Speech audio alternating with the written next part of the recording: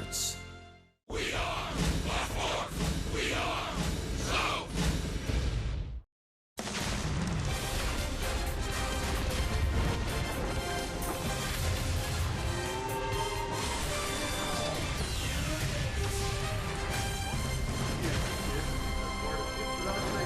It never rains in Southern California, but boy, they sure wish it would. It is smoking hot. Hottest weekend of the year here in Los Angeles.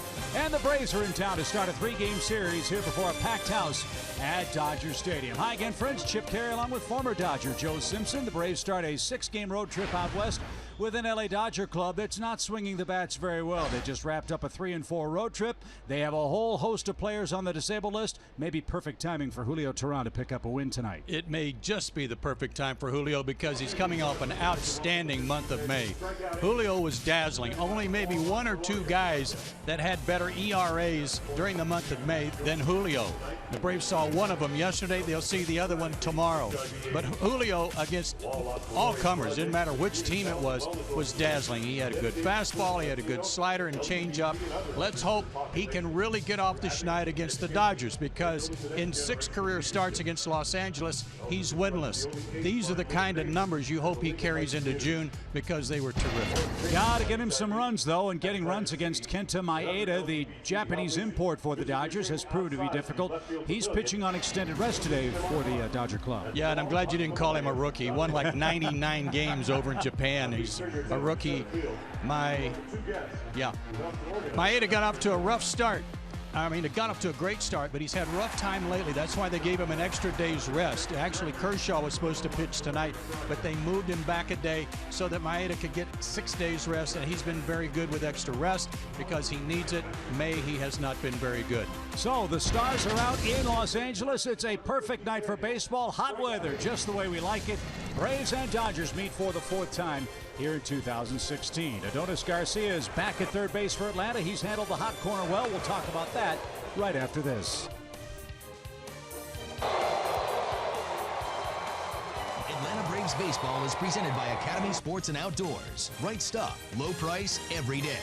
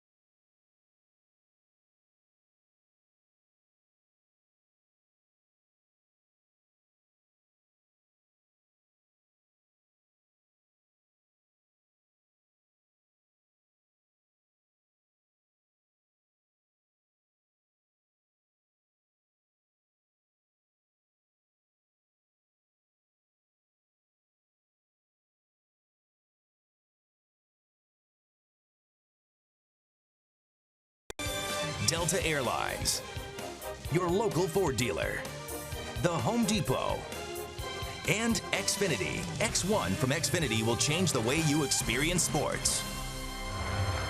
Welcome back for Game 1 of the Braves versus the Dodgers in what turned out to be a beautiful night here in Los Angeles. And Adonis Garcia getting the start again at the hot corner. When he was sent down to Gwinnett, it was to work on defense, but specifically in left field. He played 19 games there. 17 of those he started in left field, 2 at DH, none at third base. But since he's been called back up, that's where he's been called upon, at the hot corner, and he has been playing very well there. And here's what Brian Snitker had to say about the defensive addition they got in Adonis Garcia.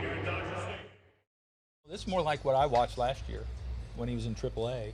And I say I can't say enough about the job he's done so far. You know, and it's good because we're afforded to, I think, getting him some everyday at bats and see if he can get that bat going. That's why we brought him up here, is because he was hitting. So we want to try and keep him as involved and keep him in there swinging a bat. And hopefully he gets it going. So Adonis in at third. And another note we do want to make, Eric Ibar did start his rehab assignment today down in AAA Gwinnett, so we hope to see him back up here soon. But everybody, stay with us. It's going to be a great one tonight. Game 1 of the Braves versus the Dodgers right here in beautiful Los Angeles. We'll be right back after the break.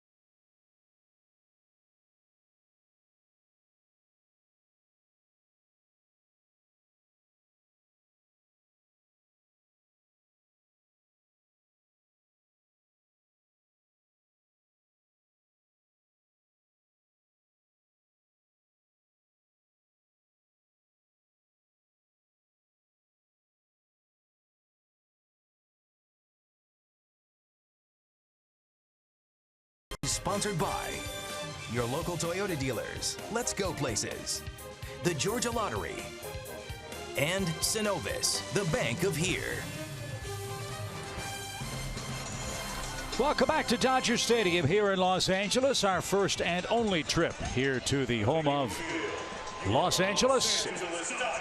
And as Kenta Maeda takes the field for LA, let's take a look at the defensive lineup as presented by Dave Roberts in his first year as the Dodgers skipper. Carl Crawford is in left, Jock Peterson is in center, Trace Thompson is in right field. LA just placed Yasiel Puig on the disabled list with a bad hamstring. Scott Van Slyke has been called up from his rehab assignment moments ago. Turner, Seager, Utley, and Gonzalez around the horn. Yasmani Grandal is behind the plate.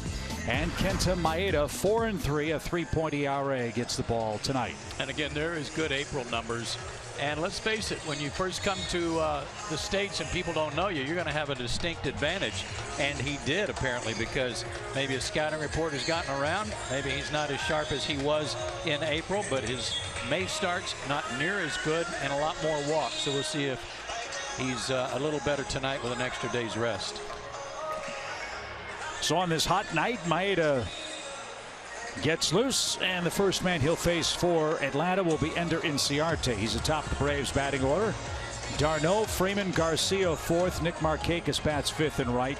Tyler Flowers, Kelly Johnson, Julio Teheran eighth, and Malik Smith in left field will bat ninth. Braves have had trouble winning in this ballpark. They're 60 games under 500 all time at Dodger Stadium.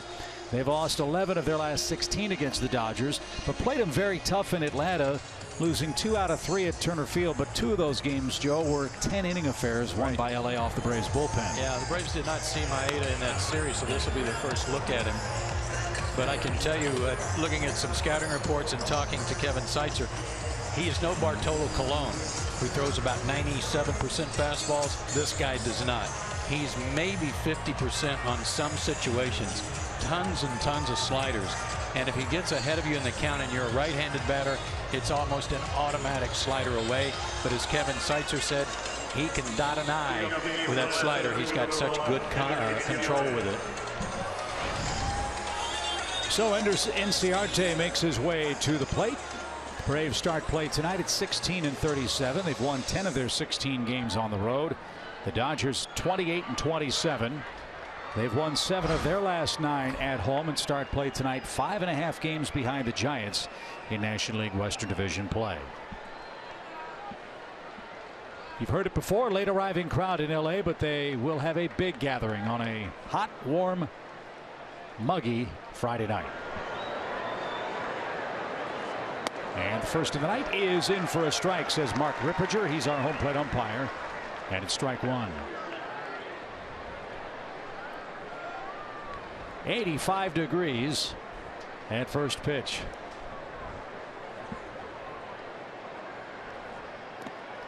And off speed downstairs for Ender. 1 ball, 1 strike. Maeda won his last game against the Mets. He went 5 innings, allowed 2 hits. Did not allow a run, but got a scare. Was hit on the pitching hand with a line drive in the first inning of that game. And a line drive to Adrian Gonzalez gets things started. There's the first out. And so the Dodgers wanting to make sure everything's okay with Maeda. There was still some stiffness and swelling in that hand a couple of days after that shot in New York. And as Joe said, an extra day's worth of rest tonight, and that's oftentimes problematic for his opponents. Yeah, he's been good with extra rest. So he gets the first. Here's Chase Darno.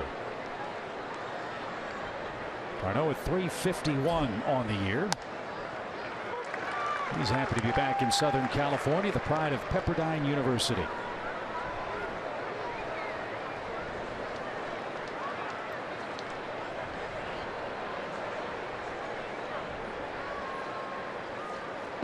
Chase had a great story about his college days in Pepperdine.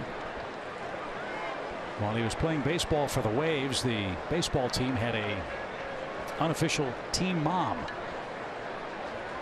The team mom for Pepperdine was Pamela Anderson. Out to play foul. Pamela Anderson's sons were bat boys for the Pepperdine team. And he said it was great because she'd come to the games and she'd sit right behind the dugout and take pictures of all the players. And needless to say that Pepperdine had a very good home record because the opponents were rather distracted, shall we say. I would say so. 1 ball, 2 strikes. Base is empty for Darno. And a bouncer back to the mound. Maeda's got that. And quickly 2 outs.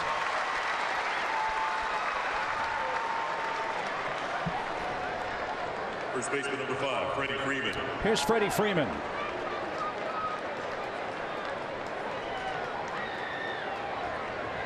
Freddie starts play tonight with a .251 average, 9 homers and 16 runs batted in.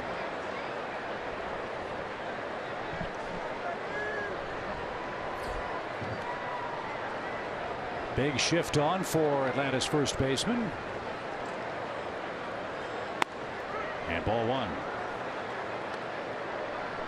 Freddie's always hit well in this ballpark, and he could use a hot series, get back on track. Hit only 171 on the homestand. It's a slow curve. He'll feature that to left-handers, but not too often to right-handers. Fastball 88 to 92. So if you start looking for all that junk, it's a good enough fastball to keep you honest. And there it was. That's Ramon de Jesus umpiring at third. He's the first ever Dominican-born umpire in the big leagues at age 32. Congratulations to him. His first game was April 22nd at Detroit.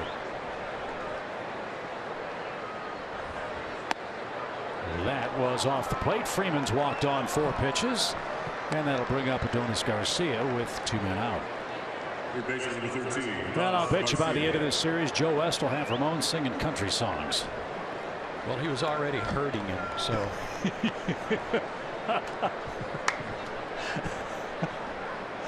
Here's Garcia. Like Freddie Freeman, Adonis needed a road trip. He was 2 for 21 back home.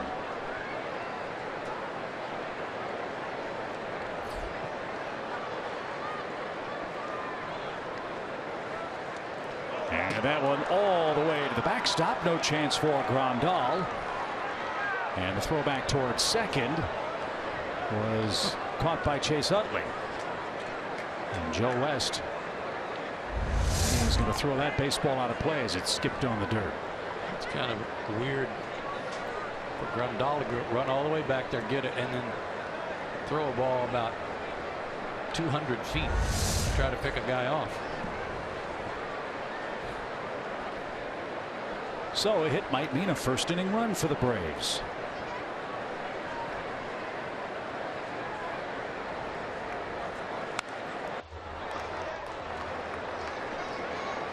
One ball, one strike. This has been an area where the Braves have really struggled.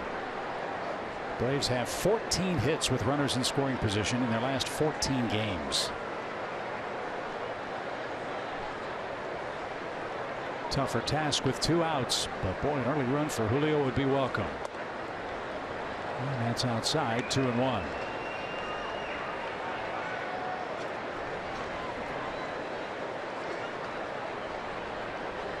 Hope you enjoyed Kelsey Wingert's report on Adonis Garcia before first pitch. Brian Snickers saying this is how Adonis played last year for Atlanta. He's very happy with his work at the hot corner. And he strokes one toward left. That ball is down in front of Crawford. And Freddie Freeman will come home and score the game's first run. Adonis Garcia with a 2-out single cashes in the walk to Freddie Freeman. It's 1-0 Atlanta the lead. Boy, isn't that nice? Jump out on top early, take advantage of a walk and a wild pitch. As you said, Adonis did not have a good homestand, and that sinker was supposed to be down and away, and it came back to Garcia a little bit. And Crawford, who has been on the disabled list a lot at the beginning of the season, decided to play that one on a hop. Thank you very much. So 9 RBIs for Garcia. The Braves strike first, and that'll bring up Nick Markakis.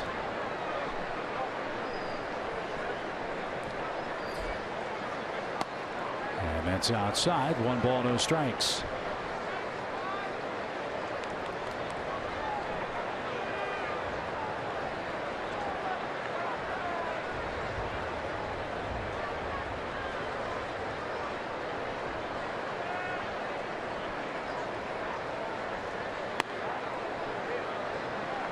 I don't know if he's thrown a fastball yet. I think he threw a first pitch fastball down the middle to Darno, and that's about it.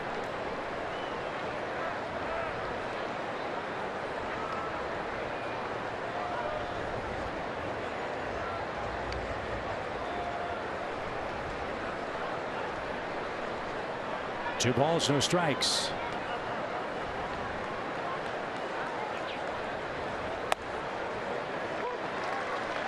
Well, as we've been talking, Chip, over the last couple of weeks about Nick and his splits, the ones with runners on base, the largest differential in average in the major leagues between runners on and the bases empty.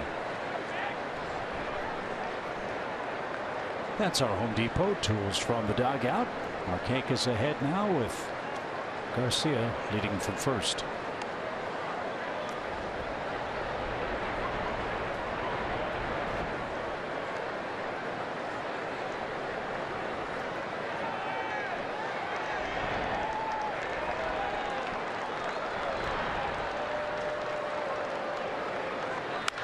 Ripped down the right field line. That'll bounce into the stands. Nick had a good swing at that pitch, but fouled it away. 2 balls, 2 strikes. Oh, and the 50-50 raffle guy doesn't want to give the ball away. Now he does.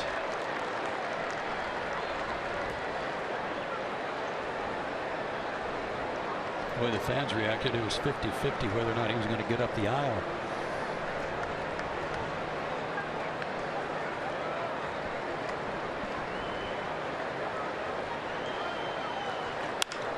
Fly ball hit towards center. Peterson going back, and in the deepest part of the park, he hauls it in right in front of the 395 sign. Markakis hit it hard. Garcia's 2-out single gives Julio Teheran a first inning lead.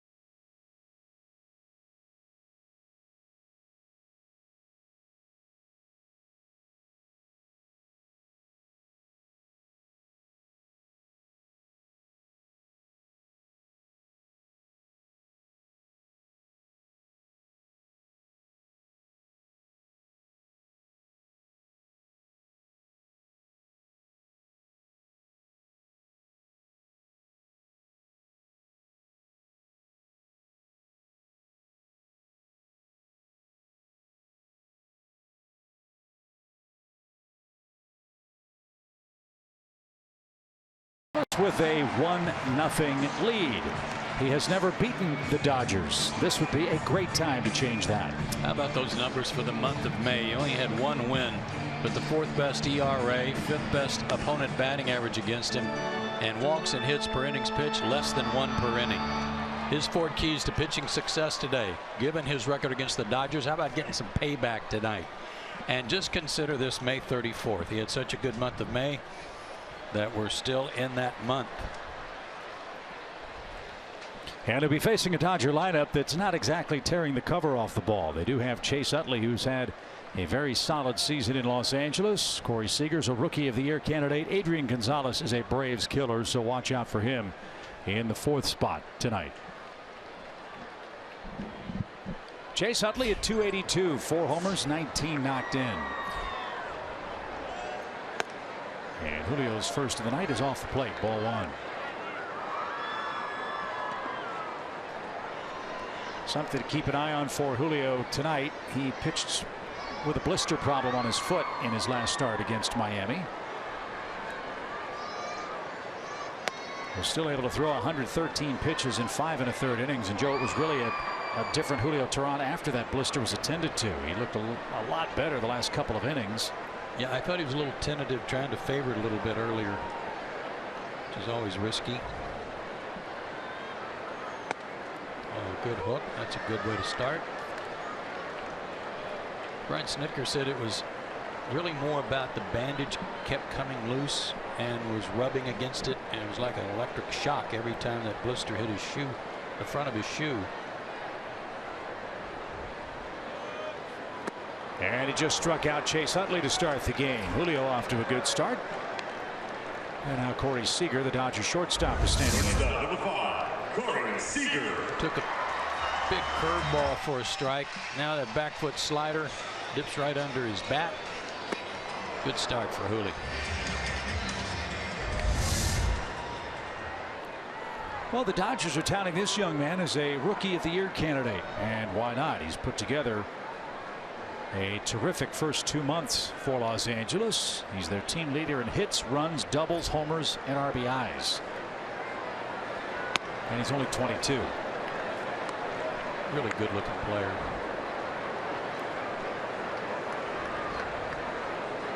The Braves did not see him at his best in Atlanta. Seager was just 1 for 13 at the plate back at Turner Field and had a few defensive issues. But here's where Seager's offensive ranks stand in National League play. Most hits, second most homers and RBIs. And a lot of walks. That's a good sign for him too.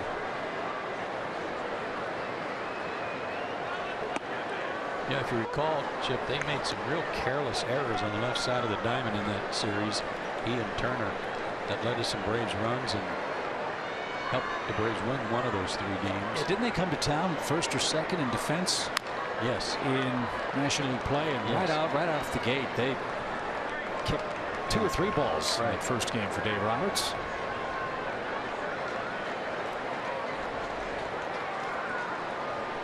So we wouldn't mind a little extra help here in Los Angeles as Teheran's got a 2-2 count.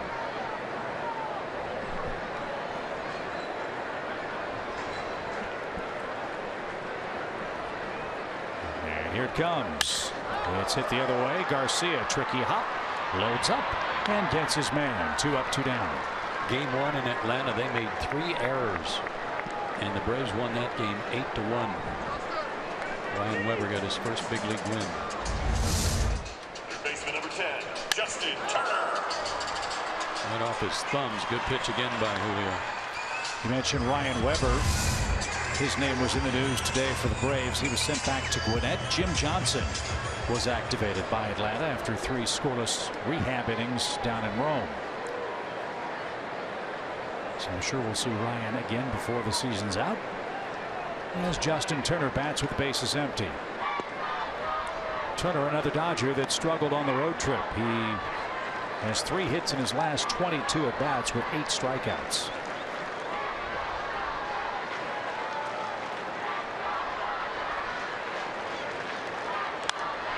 And that's launched into the seats out of play. Nice catch.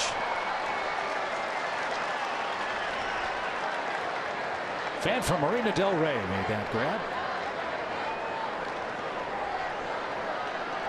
Yes, that's a mink line glove he has on. 1 ball, 1 strike. And that stayed high. It's 2-1. Dodgers are in the bottom half of most of the offensive categories in National League play. 11th in average, 10th in homers, 8th in runs scored. But in fairness, a lot of their principal players are hurt. They have used the disabled list a lot so far in 2016.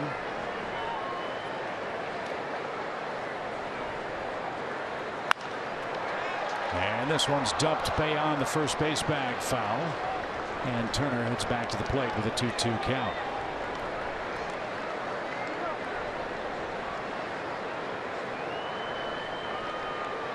Turner's average only at 225, but those people who keep track of numbers for guys and how they hit from the 7th inning on in clutch situations, he's among the league leaders there.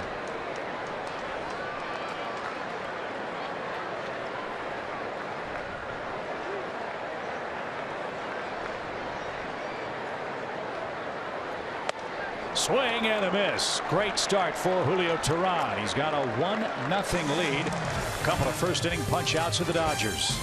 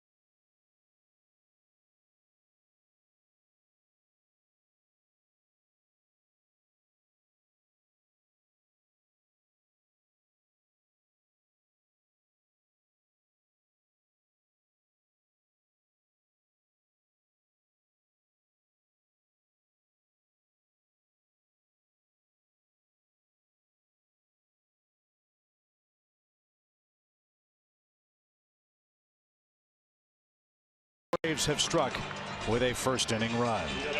Just one booth to our right is the legendary voice of the Los Angeles Dodgers, the great Vin Scully. This is his final season at the mic here in Los Angeles. 67 years. That's just hard to believe, isn't it? 67 years.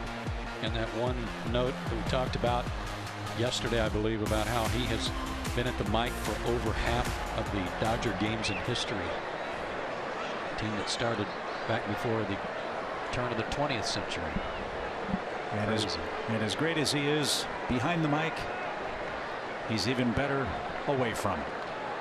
So we'll talk with Vinny at some point during our series here in Los Angeles. We were joking on the airplane ride yesterday. How many times do you think Vin Scully has said ball two in his 67 years? Remarkable. Tyler Flowers leads off for Atlanta, and that one skips up there. 1 ball, 1 strike.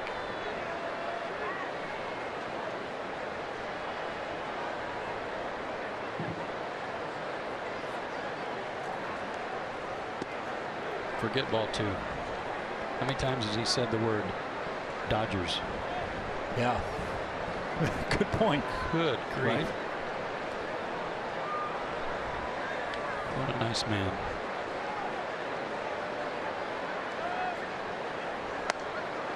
There's a good pitch from Maeda. Flowers took it. 2 balls, 2 strikes. Here's the slow curve to a right-hander. Tyler's swinging it good. Kevin Seitzer was saying before the game how he's really getting where they want him to be. Squaring up a lot of balls. That one's headed our way. Out of play. Still 2-2.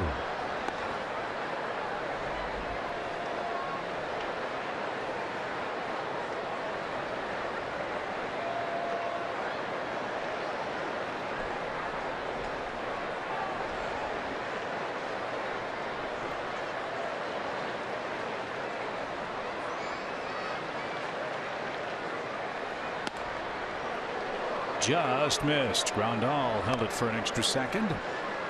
And now it's a full count.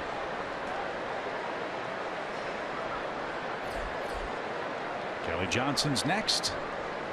Braves scored a first-inning run on a 2-out hit from Adonis Garcia. That followed a Freeman walk and a wild pitch.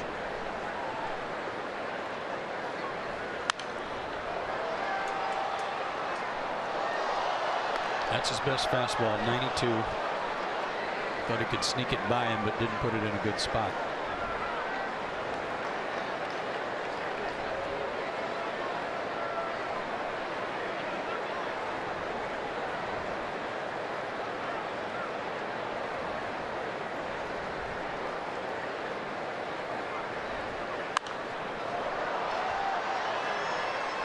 Tyler hanging tough. And a fan from Beverly Hills just dropped that pop-up. Second deck, leaning over the railing, just absolutely clanked it. And that youngster came up with it. Well, that fan from Beverly Hills is not used to being in that section. They're usually in the club level. 3-2 pitch. Mile high pop.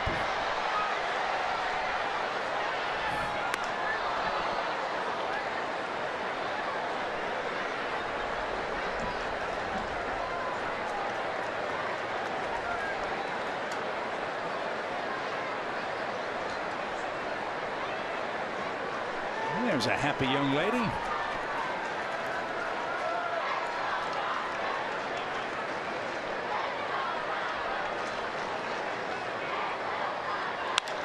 And Flowers earned that base hit to right. Terrific at bat by Tyler Flowers. And that's the second Braves safety of the game, and brings up Kelly Johnson. That was a great at bat because he wasn't trying to do too much. And that's one of the things Kevin Seitzer talked about before the ball game today. He said, I want our guys to think about the middle of the field. If you start thinking about trying to pull this guy, he'll eat you up. And that hole at bat, all those foul balls, that's all Tyler was trying to do, was maybe try to drive the ball to right center. And then he did.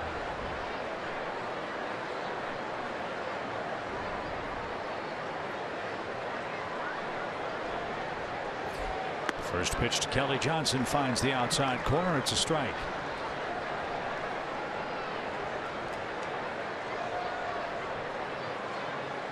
Kelly could use some good hitting luck. As you said on the last homestand, he's been testing the defense. A lot of atom balls. A lot of them.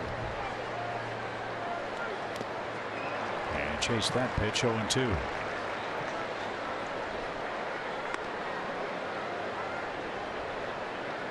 .360 feet to left and right here in Los Angeles. .395 to straightaway center.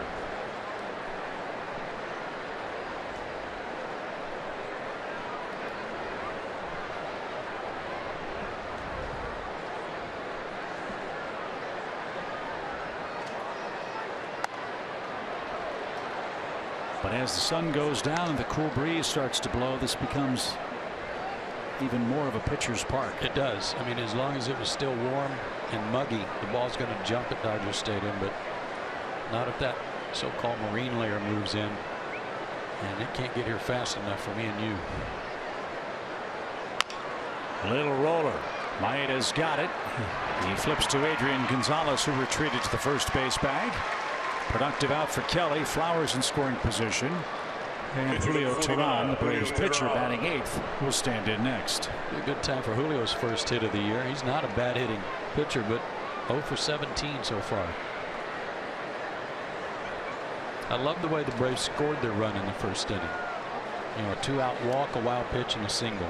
That's the kind of stuff that usually happens to them and plagues the Braves starting pitchers.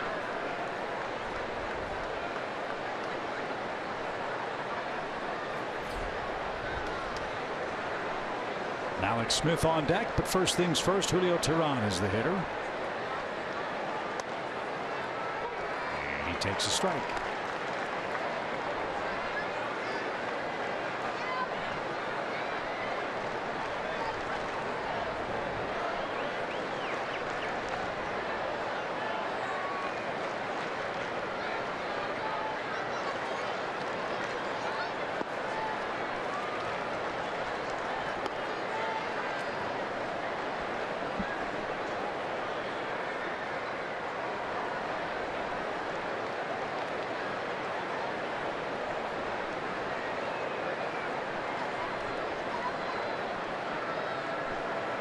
Flowers is getting a good lead out at second base.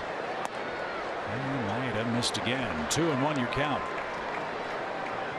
Most of the time, 99.9% of the time, if you fall behind in the count, you have to look fastball and adjust to something off speed. With this guy, you've got a better than 50-50 chance. If you want to guess off speed, even though you're behind in the count, you might be right. And he wasn't behind with it. It's 3-1 now. And old pal Rick Honeycutt, Georgia native, pitching coach for the Dodgers. That's the way Maeda works. And even 3-1, ahead in the count, a hitter's count, you can look something off speed if you want. I don't know if they'll go off speed to the pitcher. Oh, Julio is 3 steps toward first base. And now a full count.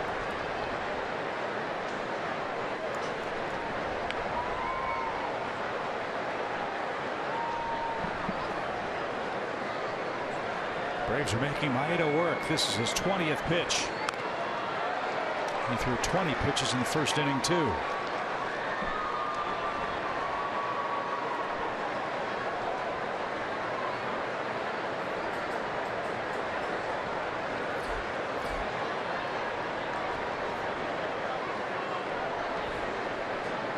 Not a great ball strike ratio, something the Braves won't have to worry about with Clayton Kershaw pitching here tomorrow.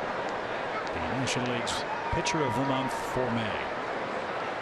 And Julio, a shot right side. It's a base hit. So Julio does pick up his first hit. Atlanta has runners at the corners now with 1 out. And Eddie Perez with a pat on the back for Julio. Number 17, And had Thompson not been playing very shallow in right field for the pitcher, Flowers might have scored. There was a letter high fastball that Julio was able to serve there. But Thompson, you can see how shallow he was. He was on it quickly. And the Braves have him on the corners with one out for Alex. Well, we mentioned the Braves' struggles with runners in scoring position over the last 2 weeks. That does not apply to this young man. Alex Smith is hitting an astounding .429 overall with runners in scoring position. And with less than 2 outs, .471. So right man at the right time for Atlanta in the second, first and third with 1 out.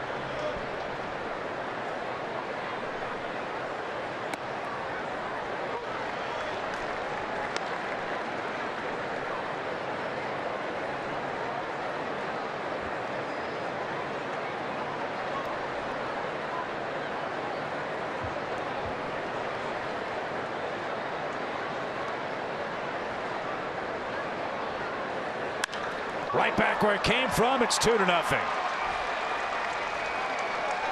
That might move him up close to 500. Started him with a big slow curve, much like he did a couple of other left-handed hitters. And that looked like a fastball that he came back with. It was, and hit right back where it came from.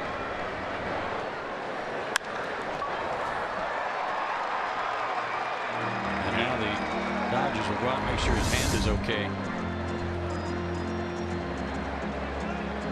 So the Braves with 3 singles here in the second inning. They forced Maeda to throw 23 pitches. And he's down 2-zip. 20th RBI from Alex. The bats that don't come close to other rookies. He's really climbing up the ranks. He's the second Brave with 20 or more RBIs this year. That's the second highest total on the club to Nick Markakis, and Nick's got about 65 more at bats. And now Malik's 13 out of 29 with runners in scoring position. So Tehran at second, Smith at first, 2-0, and we go back to the top of the order and Ender Inciarte. He lined out to first in the first.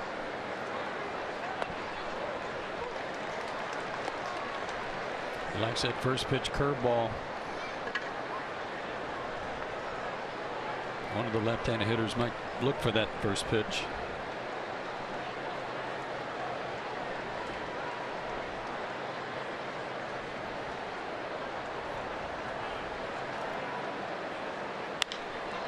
Popped him up. Jock Peterson in center says he's got it. And there's the second out.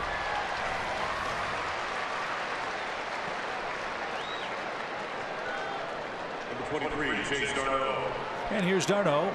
Darno hit a comebacker. So he's 0 for 1.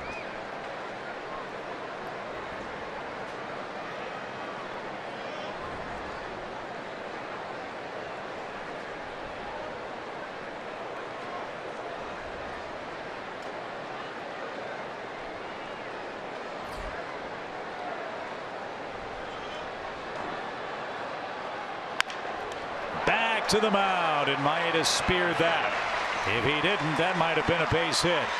Instead, it ends the inning, but the Braves pick up run number 2 on 3 hits.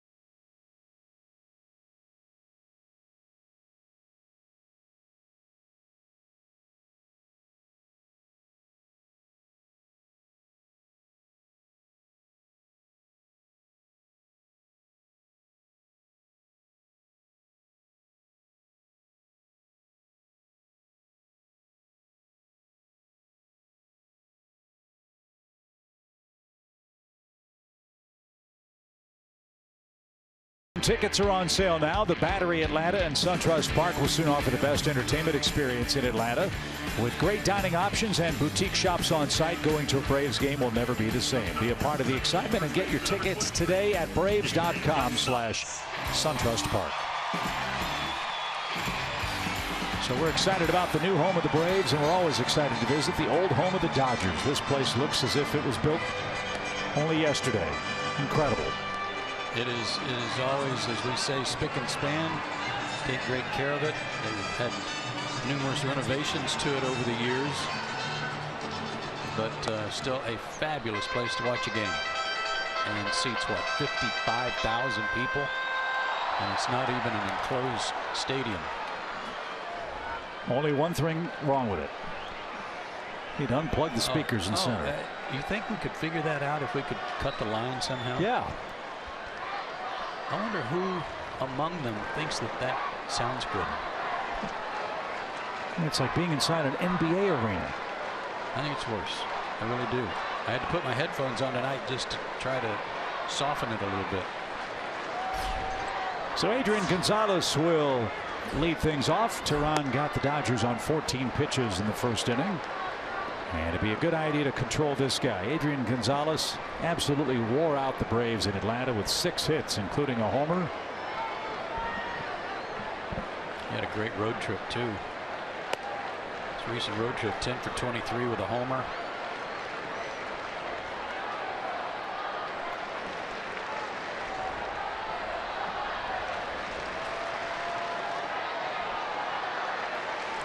Braves plan to pull on the infield as Tehran turns it loose, and that's down the left field line.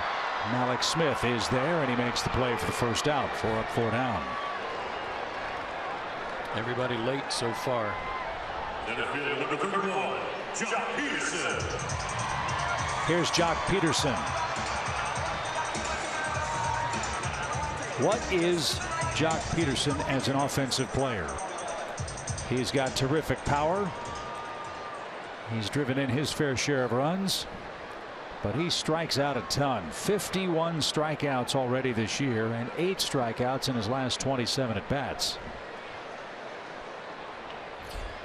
I recall he was their leadoff man a lot of the year last year for Los Angeles. Now he's in a run producing spot. And he takes one at the knees for a strike. I have to think at some point this guy's it's gonna click where he doesn't have to think home run every time and every count. He's a good looking hitter.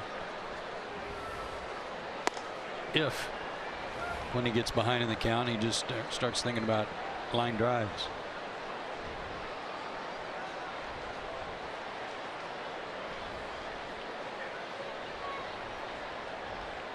One ball, one strike.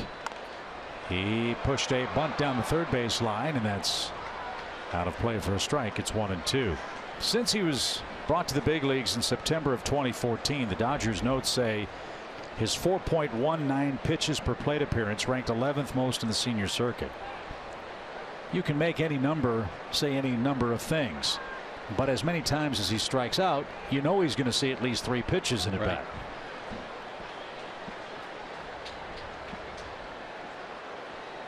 But when he connects, it goes a long, long way. The 1-2 count. And he chased a high fastball, didn't get it. Tehran's got 3 strikeouts tonight and 2 quick outs.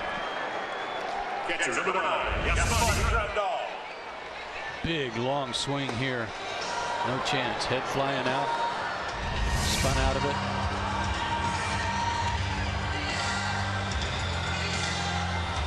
Julio's on a record pace.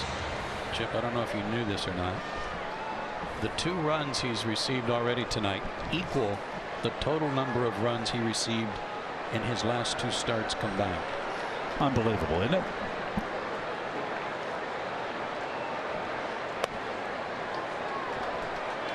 I mean, you can make the case that Julio Tehran and Matt Whistler are this year's Shelby Millers for the Braves. Yes.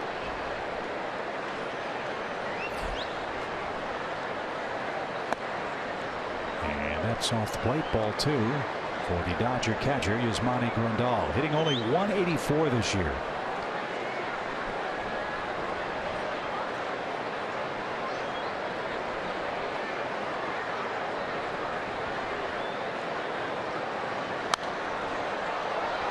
Another late swing, 2-1 the count. Game number 38 for Grandal.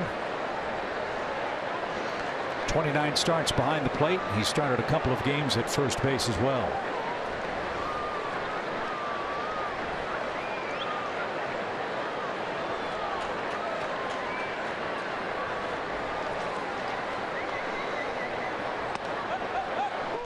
Good off-speed pitch, went inside with it.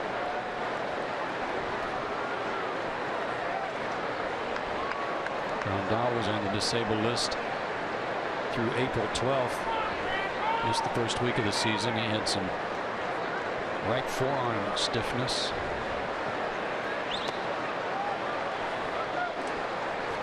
Well, get in line. 15 different Dodgers have been on the disabled list so far this year, costing them 553 games of time. And they had to add Yasiel Puig to that DL list moments before game time this evening. So we won't see him in this series. Full count pitch is high. That's the first Dodger base runner.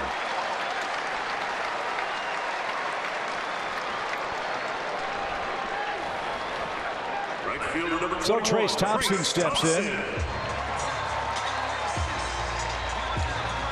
Thompson has hit 8 homers this year. Hit one in the 5th inning yesterday. His first home run since May 21st. And with the injury problems of Yasiel Puig, Thompson's done a very nice job filling in and right. Yes, he has. We got Scott Van Slyke back tonight, but this guy's been playing real well in between watching NBA games, that is. Yeah.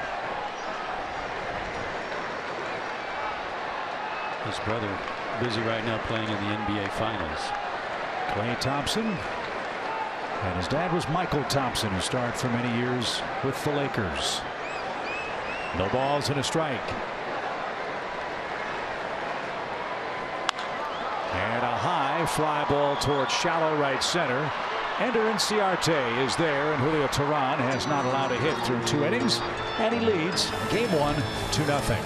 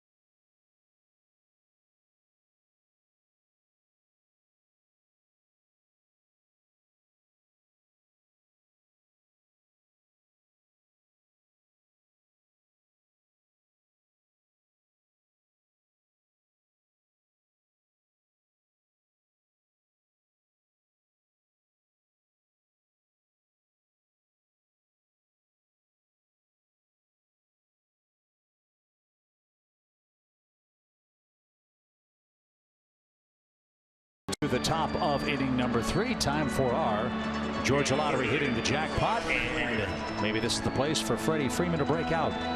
Yeah, 3 homers, 9 RBIs in 19 games, a .300 average. A lot of family, of course, up from Orange County to watch him play here. So a little home cooking, and I know happy to see his family. I'm sorry, can you hear me?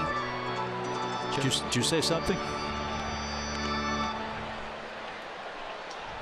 Yeah, we're getting some online complaints about the crowd mic and the obnoxious PA system here. We're doing the best we can. Our audio folks are the best in the business, so bear with us. It's Speaker Mageddon here, and it's the worst in baseball with respect to how it infringes on the games, and I don't know how the fans stand for it.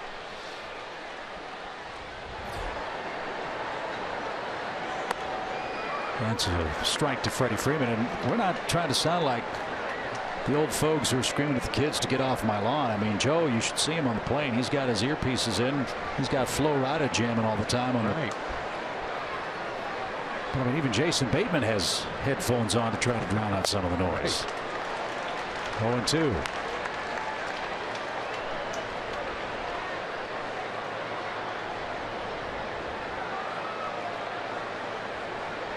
And that's as good here. 0-2 count downstairs. It's 1-2.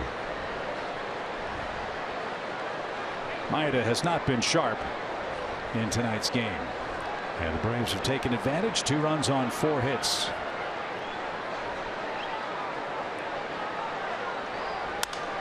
Freeman just broke his bat. That would have been sweet down the left field line with nobody there. Yeah, when you see guys like Maeda listed in the rookie categories, you know, among leaders and pitching categories for rookies, it's a joke, and I don't know why MLB continues to list these guys that come from other professional leagues. He pitched in the Japanese big leagues for 8 years. He's 28 years old. He was 97 and 67 in the Japanese big leagues. He's not a rookie. Didn't that cost Chipper a Rookie of the Year? It did. Hideo Nomo. Yeah, Nomo came over. Well, that's one of those. Well, it's one of those things. You could, maybe it's semantics, but you could have a Rookie of the Year, which is the best first-year player in the major leagues, and a best first-year player. That makes sense. As Freeman goes down swinging. I'm with you. Maeda's a professional player. Now, see, that to me is going back to the old, let's make sure everybody gets a trophy syndrome. You know, we're trying to make exceptions, and I don't like that either. He's not a rookie. Ichiro Suzuki came over here, and he was the MVP and the Rookie of the Year the same year. He was definitely the MVP, no doubt. But he was no rookie. So you're going to get on your soapbox now about pitchers in the MVP? No, that'll come later. Maybe tomorrow night, because Kershaw's pitching. Right, August. For Los Angeles. The scheduled starter for the Braves was Mike Foltynewicz, and I used the past tense for a reason. As Adonis Garcia is the batter. Ken Rosenthal of Fox Sports is reporting that Mike Foltynewicz is not going to pitch tomorrow's game for the Braves because of bone chips in his elbow. Please, no. And so either John Gant or Bud Norris, says that report, is going to start game 2 here in LA tomorrow night. I hope that Rosenthal's wrong. I like Ken. He does good work, but I hope he's wrong. Swing and a miss. 2 balls, 2 strikes.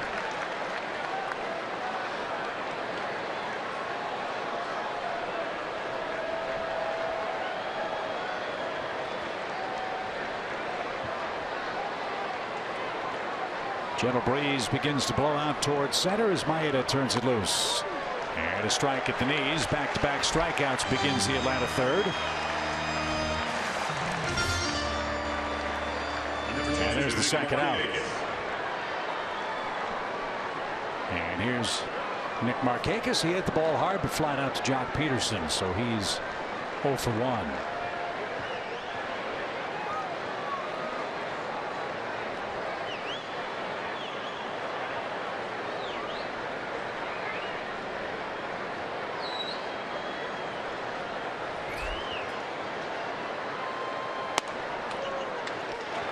That's in for a strike.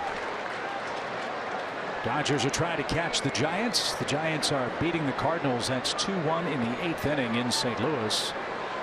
The Giants got horrible news today on the injury front, as this one's bounced up the middle. Seager, a nice play at the second base bag to take care of Nick. We'll tell you what that news is as we move to the home half of the third, with the Braves behind Julio Teheran lead the Dodgers 2-0.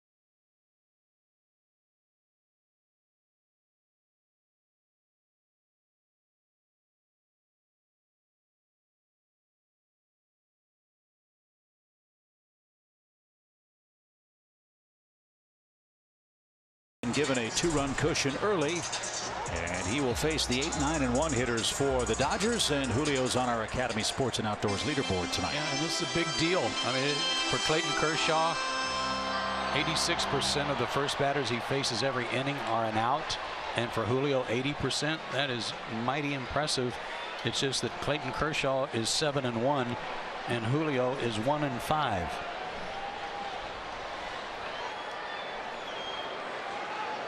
Carl Crawford leads off for Los Angeles, hitting .192. Little dribbler. Julio's got it. Fast runner, and he threw him out. Leadoff man down in all 3 innings tonight for the Dodgers so far, and Kenta Maeda is coming up. Let me finish my thought on the Giants. Yes. We saw Hunter Pence get hurt in Atlanta. An injured hamstring that tore off the bone. Hunter Pence is going to have surgery on the hamstring. He's out at least 2 months for the Giants. It's just awful. It's awful for baseball.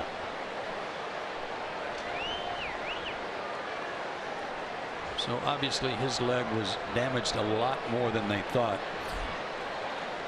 when the injury first appeared, which was, I think, a couple of weeks ago. Right. He had missed, I think, 6 games coming into the Atlanta series, trying to get that leg right, and the Giants were playing so well that they had the luxury of not playing Hunter Pence. And last year we talked about it in Atlanta. They're a different team when he doesn't play. Yes. So that's an opening for the Dodgers, who start 5.5 games behind the Giants out west. And a swing and a miss.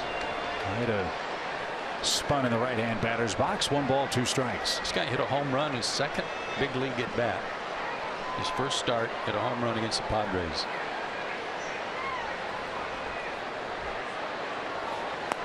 He outscored San Diego all by himself. Remember, the Dodgers shut him out in 3 straight games. And that's where we head next after this series. And the Padres licking their wounds after blowing a 10-run lead to Seattle yesterday. That was a crazy series. Yeah.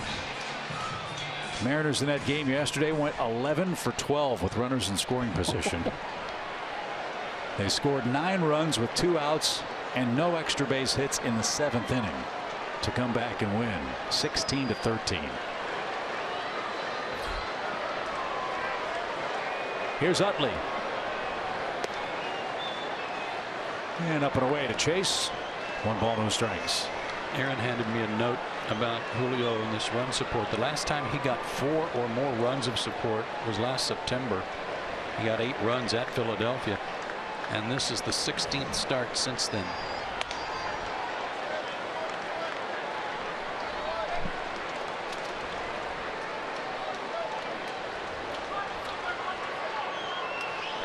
Well, he's got 2 to play with tonight. And Chase Utley in the box. 2-0 your count. It's an eventful road trip for Chase Utley, going to New York for the first time since the playoffs and that horrible slide and collision that broke Ruben Tejada's leg. After Syndergaard threw behind him in New York and was ejected, Chase Utley responded with a 2-homer game, including a grand slam at Citi Field. And this one's popped up left side. Lots of foul ground here in LA, but not enough.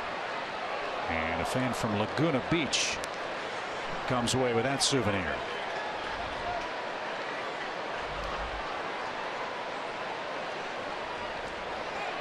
I like his shirt.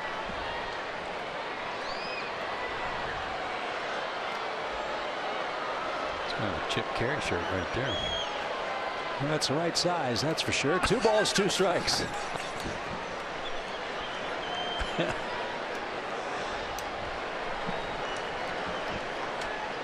And the 2-2 pitch. Swing and a miss. Julio Teheran has 5 strikeouts through 3 hitless innings in Los Angeles. He got Maeda and Utley to swing and miss. And we go to the 4th. 2-0 Atlanta as we kick off our Western Tour at Dodger Stadium. With everyone's favorite forgetful fish.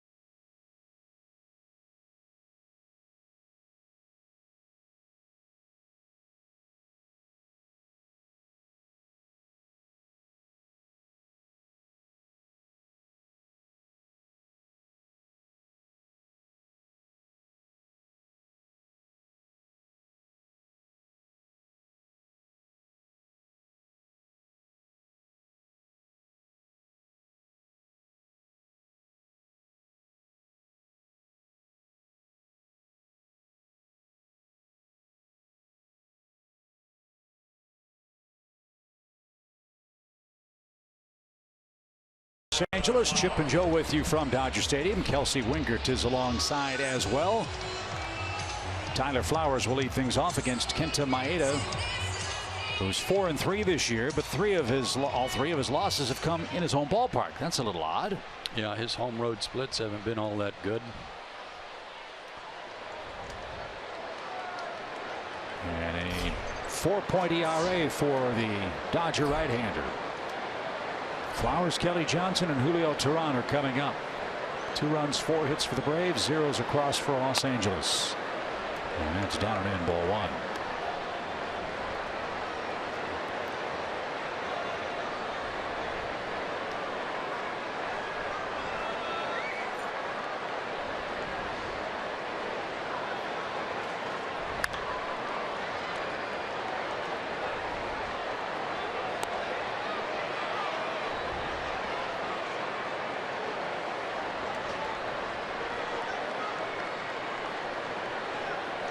Wow, did you see that? The kid would rather eat the Dodger dog than grab the baseball. I know the feeling. Seager at short gets a friendly hop. And Knows the catcher's running, had plenty of time to make the play. There's out number one. Watch this. No thanks. Number 24, Kelly Johnson. Dodger dog, man.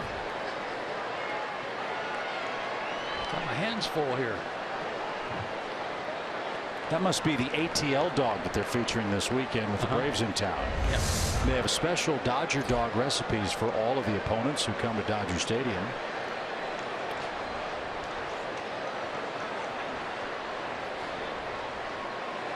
The ATL dog features the incomparable Dodger dog itself with Farmer John, yes, with a fried green tomato and peach relish. That's different. Of course, you can't go wrong with just a plain old Dodger dog and mustard either. Right?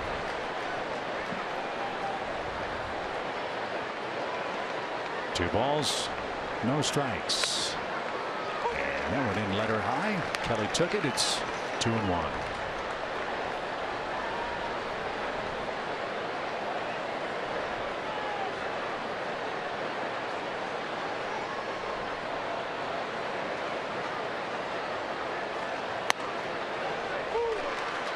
It's one of his best fastballs of the night.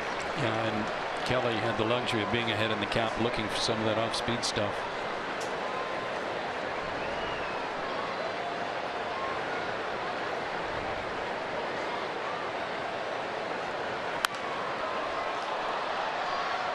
That's out of play. And again, 2-2.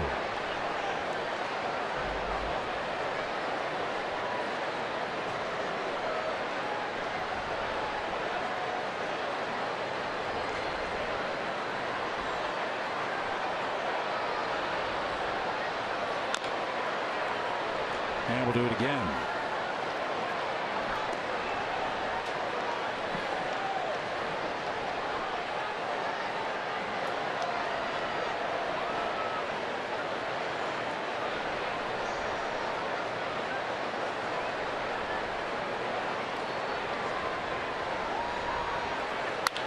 There's a shot past Gonzalez.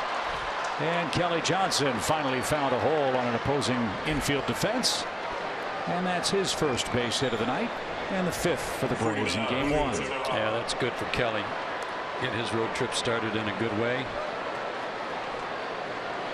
Like he went out around a pitch too to pull it. Target was away. Change up, trying to go away. Kelly covered it.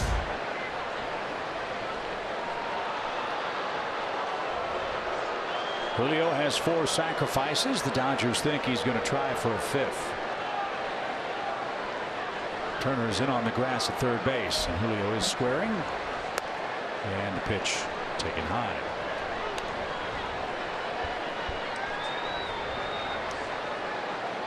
Bo Porter with the signs at third.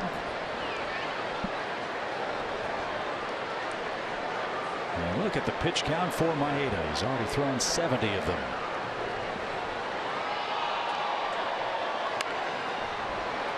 And that just trickled foul. Joe West made the call at second of out, but the call at the plate will trump that. It was a foul ball. So Kelly Johnson back to first.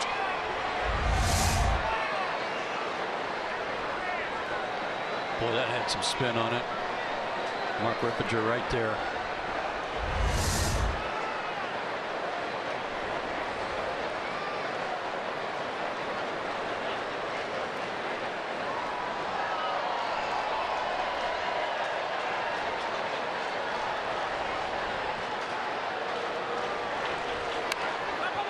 Bunted and caught by the pitcher. Throw to first. Double play.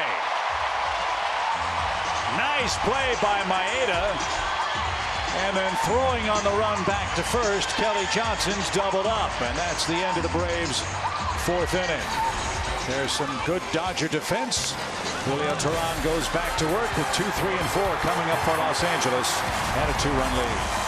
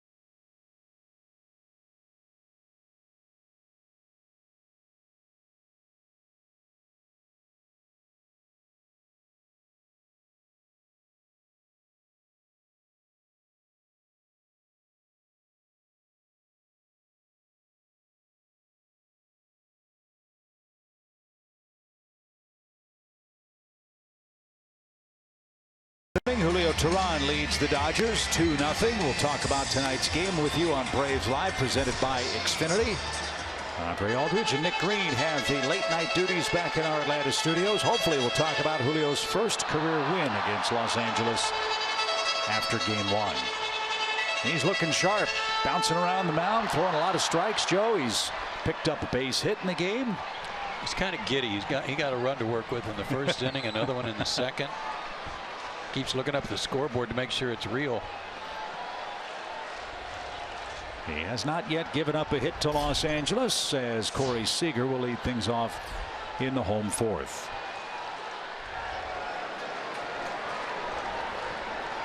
Corey's brother Kyle is a star with the Seattle Mariners.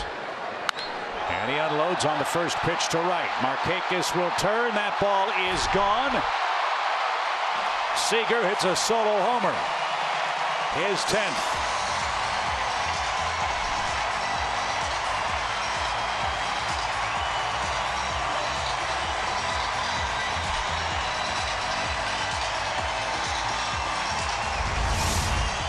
The first pitch. Sinker that didn't sink, and short. Quick swing by Seager. Boy, is he strong in his lower half. Really a no doubter there. 2-1. And now Justin Turner is the hitter. He struck out in the first and nearly got hit. That kid's 22. Corey Seager.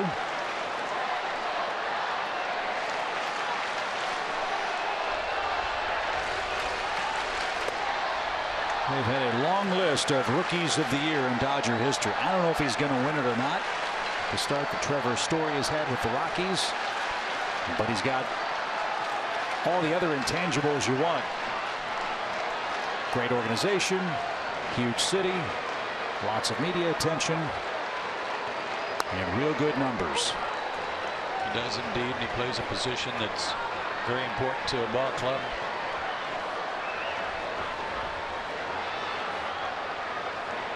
The way Malik Smith is going, though, he's moving up those lists too.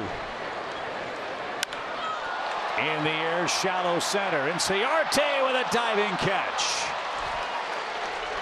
You know, he's done that a time or two in this ballpark. Former Arizona Diamondback and Western Division rival of the Dodgers.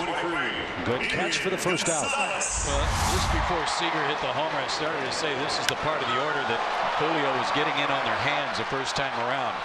Of course, he did not jam Seager, but he did jam Turner again. Nice catch. Boy, he gets good jumps, doesn't he? That's why Brian Snitker likes him in center. His experience over the speed of Malik. Sinking line drive, handled on a short hop by d'Arnaud. That was a tough play. And Adrian Gonzalez is quickly the second out after the Seager homer. That guy makes tough plays look pretty easy with his. He's got soft hands. Yeah. He's got quick feet. And he's got a real loose, good arm. I mean, a cannon-like arm that's very deceptive how good it is. He can throw from any position. Now, don't do that when I'm talking about how good your arm is. Don't act like it's hurting. No, he can throw from any angle, too, and put something on it. Jock Peterson takes a ball inside. He's struck out back in inning number 2. 2-1 game now.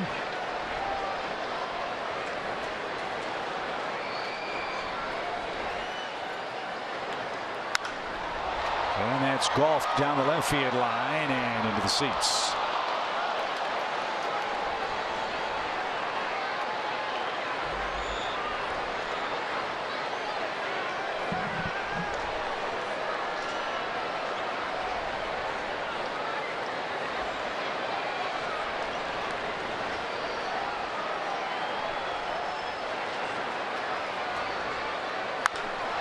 High fly to right, but Markakis will have room. Peterson hit it too high. And that'll take care of the Dodgers, but not before they score a home run on the first pitch thrown in the 4th inning. Seager's solo shot makes it 2-1 Braves.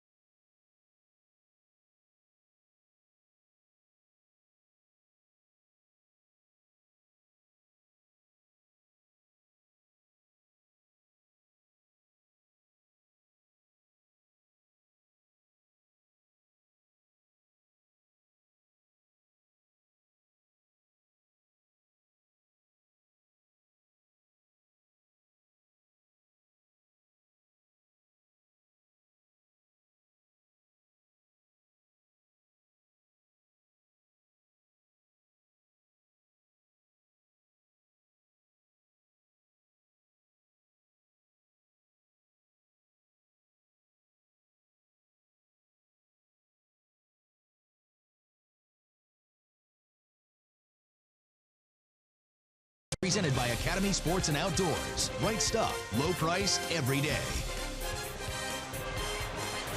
Joe and Chip with you from Los Angeles. 2-1 as we head to the 5th inning. Julio Teheran has a lead tonight.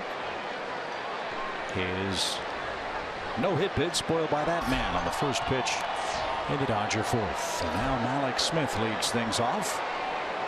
Mallex has an RBI hit already tonight.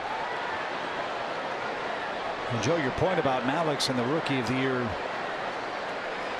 offensive totals is worth talking about. Mallex is 7th among rookies in batting average. He's hit 3 home runs. He's 5th in RBIs.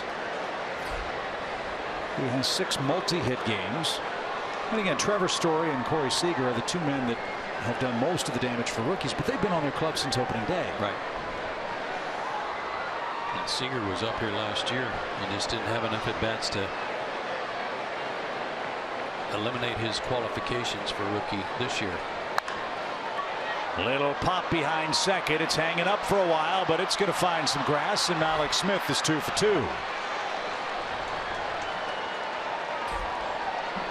So now the Braves can play some games on the base paths if they want. Well, it would be awfully nice to get that run back. That was such a lightning bolt from Seager to get on the board for the Dodgers with the home run, but wouldn't it be nice to get that run or a couple more back right here?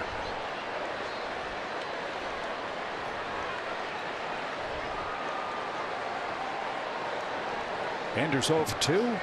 Just made a terrific catch in center. Let's see if that gets the bat going. He's still at 208.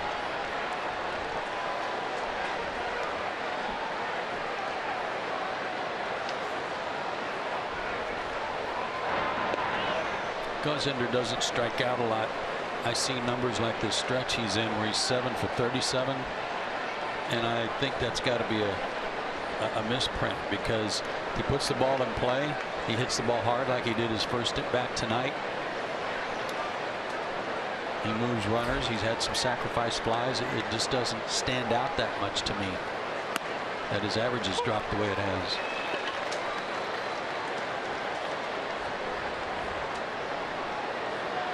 Tonight, Ender's playing in his 14th career game at Dodger Stadium. He's a .271 hitter here.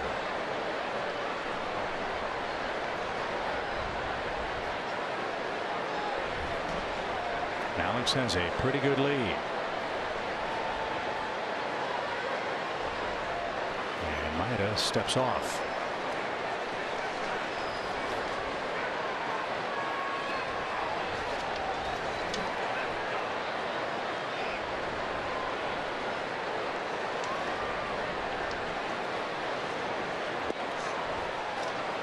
One ball, one strike.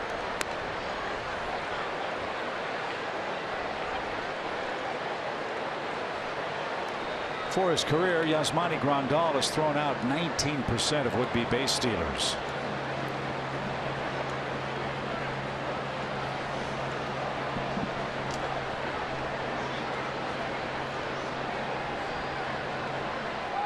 Runner goes. Pitch scorched into center. Jock Peterson drifts back, and he'll haul it in at the edge of the warning track.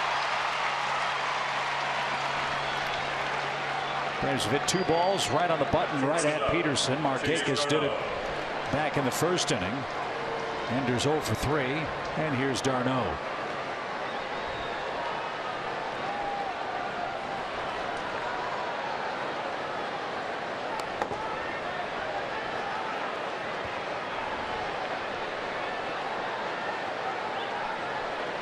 That appeared to be a straight steal because Mallex didn't look back to see if the ball was put in play on the ground. He had to find the fly ball. But that doesn't eliminate the opportunity to hit and run here with d'Arnaud.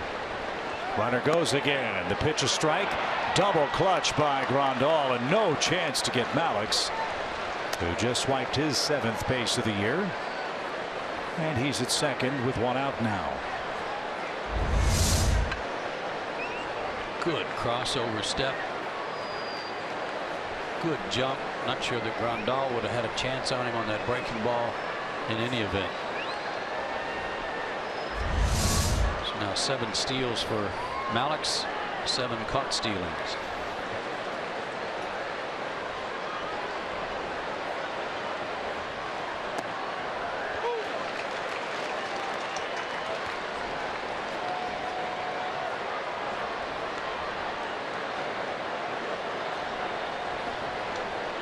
No balls, 2 strikes.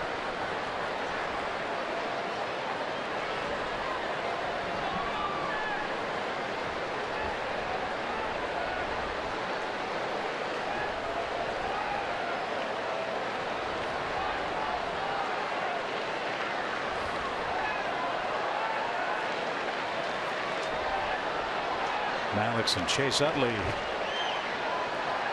having a conversation at second base.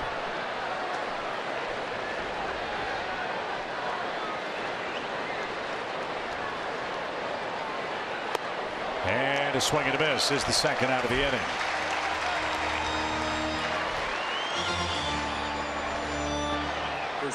So Darno's 0 for 3. Freddie Freeman has walked. He scored and he has struck out. First base is open. You've got Adonis Garcia on deck. Let's see how the Dodgers play it. Down 2-1. And they'll walk him.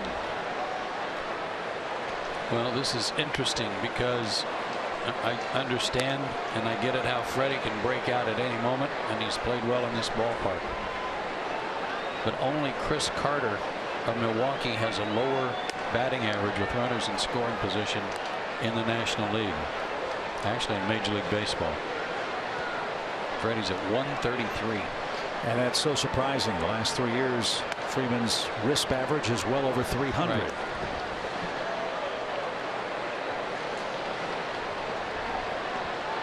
But he's the big name in this Atlanta offense, and if the old adage is true, you don't let the big name beat you. Right. We'll see if Garcia can pick up a 2-out hit. He did just that in the first inning. He drove home the game's first run. His 3rd hit in his last 23 at bats.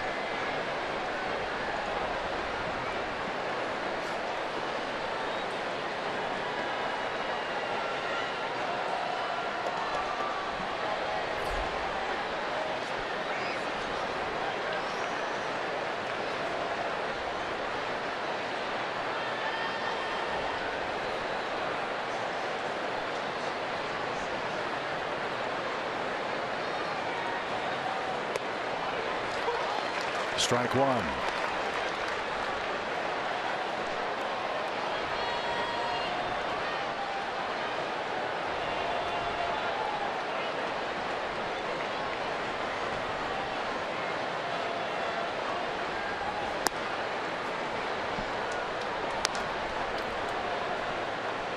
You know, Maeda does not want to get to Nick Markakis.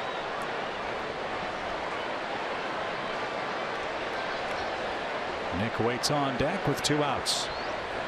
Well, he got him looking with a breaking ball his last time up, and that's what he's sticking with here, hoping to get him to chase.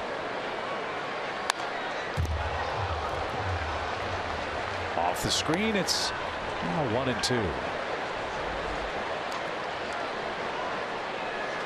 This is where the scouting report says that he goes to his bread and butter virtually every time to a right-handed hitter, and that's his slider away.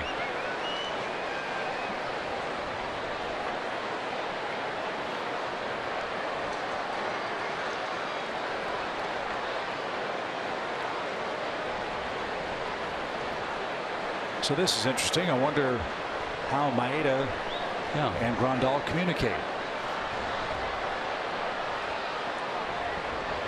When Rick Honeycutt came out earlier tonight, they had their interpreter with them for a mound meeting. But apparently message received by both parties. 1 ball, 2 strikes.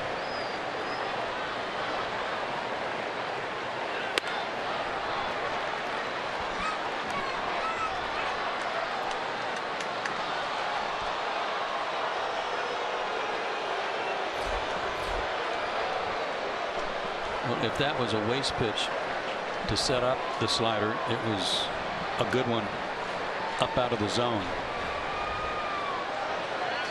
Runners go. Swing and a miss. Maeda fired up as he earns his 4th strikeout and strands a pair of Braves in the top of the 5th. Still a 2-1 Atlanta game.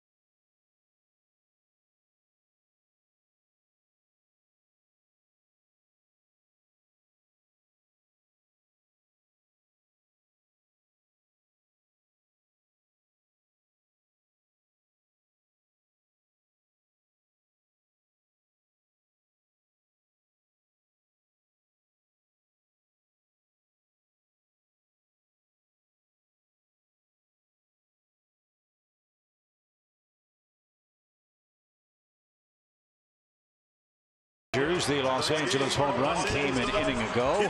And as we celebrate the wonderful career of Vin Scully here in Los Angeles, we'll be playing some of his calls during this series. Here's how he called the Dodgers shortstop's first run tonight.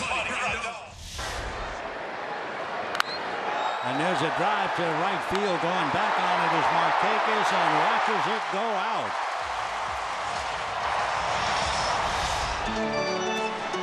That was not Vin's most iconic call of a home run that went out to right field in this ballpark. Well, it was the first pitch of an inning, and he was probably thinking, I'm going to save my really good one for later if it's one that ties the game.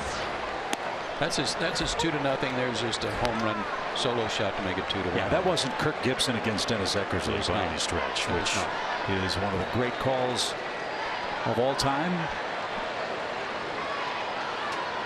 So Julio Teheran will protect a 1-run lead as LA comes up in the 5th. Grandal, Thompson, and Carl Crawford.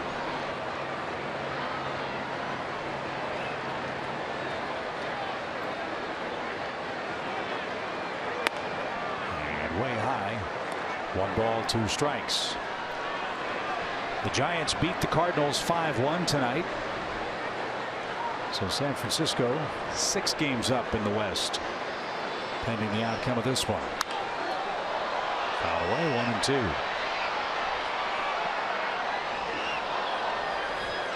It'll be interesting to see what the Giants do, if anything, to replace Hunter Pence, knowing he's going to be out for a long time. Yeah, one of the names that was speculated about also by Ken Rosenthal was if the Giants decided to go outside the organization was Jeff Francoeur.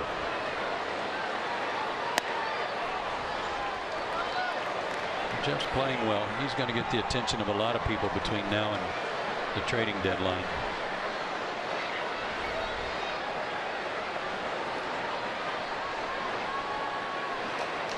Two balls, 2 strikes for the former Padre, Yasmani Grandal, and he's down swinging.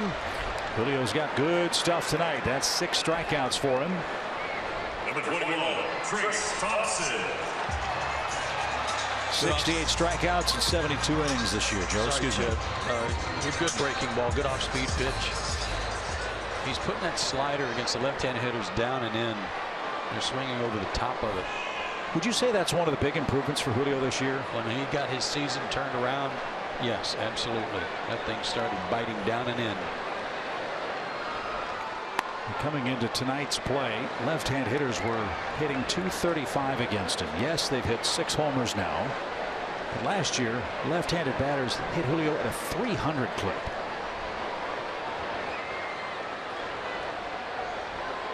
And now he's got the righty Trace Thompson up. He flied out to center. And he's going to drive this one to deep center. Inciarte back. That ball's going to jump right out of here. Trace Thompson is red hot at the plate, and he's just tied the game with his 9th homer.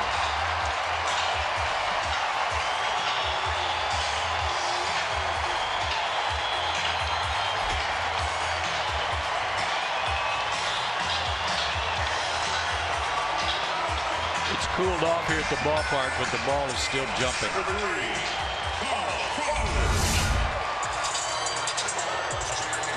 High fastball, and he didn't miss it. Got to have some good pop to hit it out to right center here. 8 homers, 16 RBIs for Thompson in his last 25 games. So 2 solo homers for Los Angeles has tied it up. Seager in the 4th, Thompson in the 5th, and now Carl Crawford is the hitter.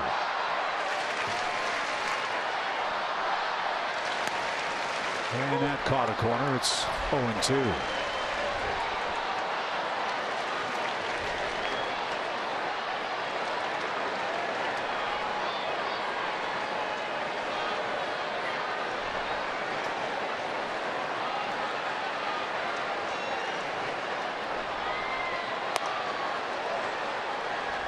I thought when we saw this guy in Tampa Bay before he went to Boston, he was one of the top 5 players in the game.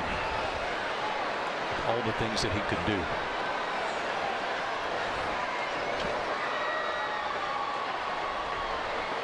Great speed for Carl Crawford. As this one's bounced toward Kelly, he'll flip underhanded to first in time for the 2nd out. 55 steals, 59, 58, 60 stolen bases in 2009, and a perennial 290 to 300 hitter. What was his career high with Tampa in homers? Let's see, 19. That was in 2010. 307, 19 homers, 90 RBIs, scored 110 runs, stole 47 bases. Then he went to Boston. Yeah, he was a leadoff hitter. He did all that leading off. Boston gave him a ton of money, and then it was like, okay, time for the injuries. And he just spent so much time on the DL, and that move to Boston was not good for him. Yeah, left hamstring problems in 2011, left wrist surgery in 2012, left elbow surgery, hamstring, ankle, oblique. And he came to the Dodgers with Josh Beckett, Adrian Gonzalez, and Nick Punto for De Jesus, Loney, Webster, Ruby De La Rosa, and Jerry Sands in 2012, and what was ostensibly a salary dump for the Red Sox. He's got to be near the end of that deal, doesn't he? This one's hit toward first. Tricky spin. Freeman stayed with it, and Tehran got to the bag in time.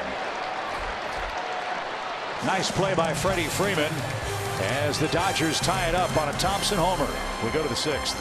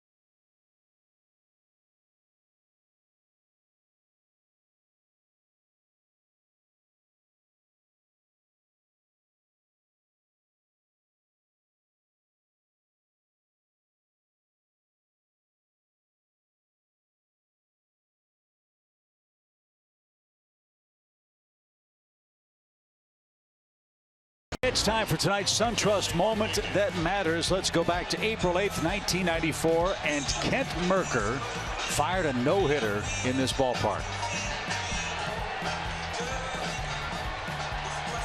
Eric Karros, the last out.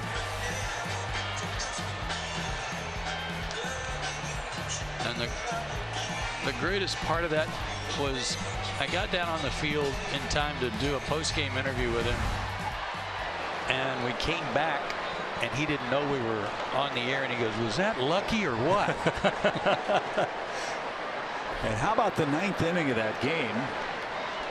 Mercker had to face Brett Butler, Mike Piazza, and Eric Karros to seal the deal.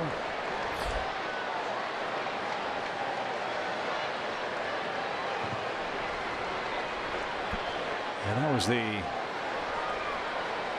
first no-hitter for the Braves since September 11th, 1991, when Mercker combined with Mark Wohlers and Alejandro Pena on the first combined no-hitter in National League history.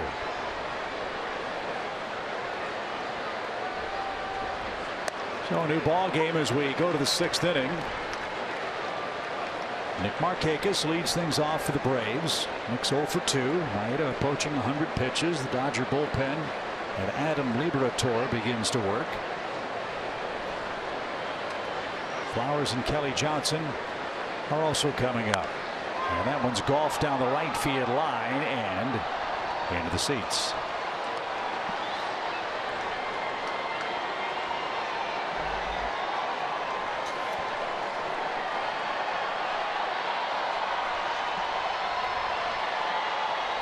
He only threw 75 pitches in his last start. Again, it was 6 days ago against the Mets, and worked 5 innings.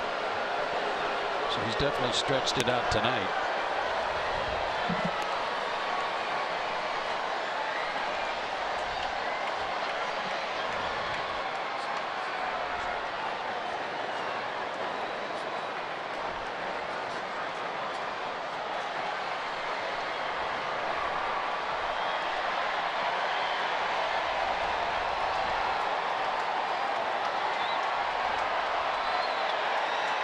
This is the portion of the game where the Dodgers pay very close attention to Kenta Maeda.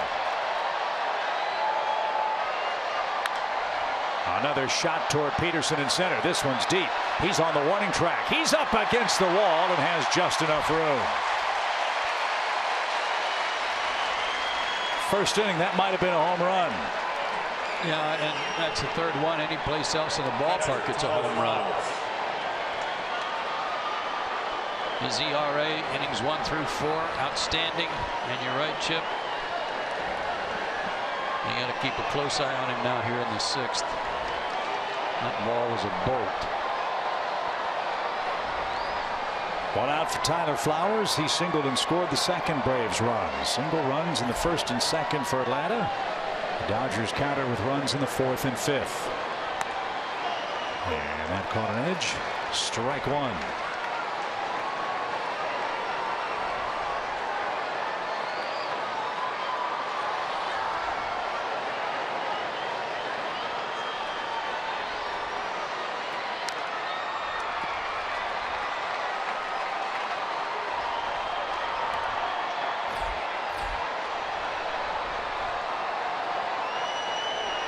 Tons of pitches early when the Braves got their single runs in the 1st and 2nd inning.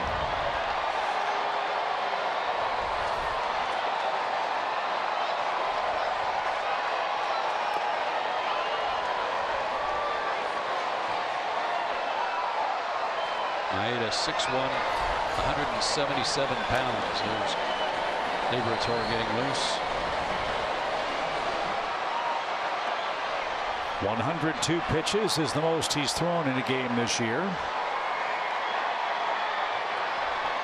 This is number 99, and it struck Flowers out. His 5th. 2 down.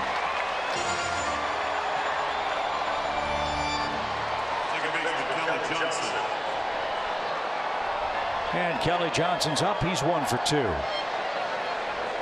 He pulled a single past Adrian Gonzalez last time out. The way the ball's carrying, hit one in the air and see what happens.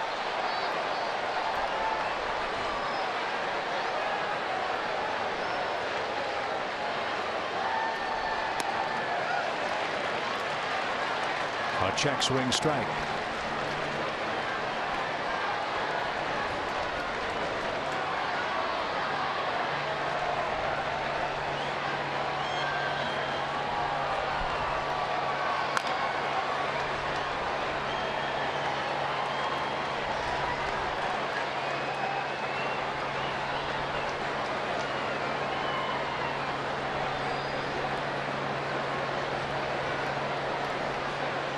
Dodgers have been on the road. They come home, and a big Friday night crowd.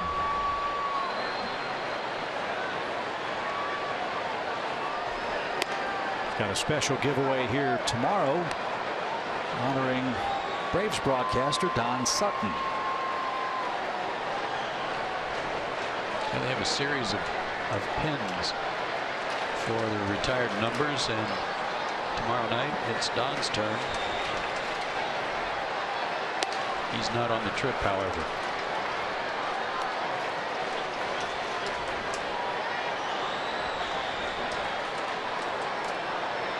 So, Don, everybody in LA thinking of you tonight as Kelly Johnson awaits a 2-ball, 2-strike pitch.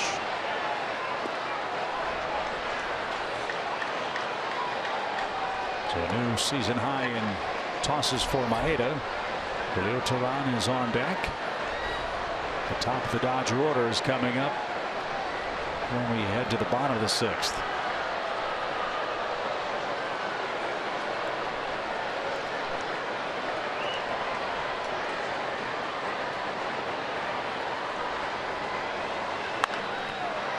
Popped up right side. Chase Utley says he's got it, and that will retire the side. Maeda perhaps finishing strong, works a perfect 6th.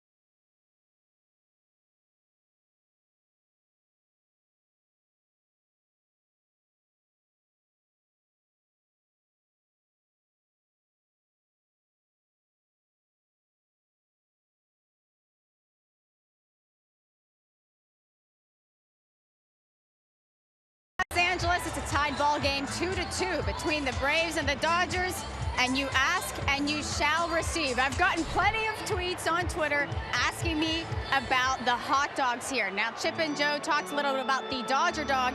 This is the Atlanta dog. Dodger Stadium does specialty hot dogs for some of the away teams whenever they come. So this has fried green tomatoes and peach relish on it. So very interesting topping options there.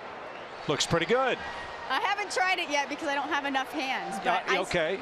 But they do it. They don't do it for every home series, but they do it for some series, you know, some for the opposing team. So this is the Atlanta dog. All right, Kelsey. Well, let's get the inning started. We'll cut back to you on camera and see how you enjoy the hot dog here. as we have a 2-2 game, and Chase Utley leading off.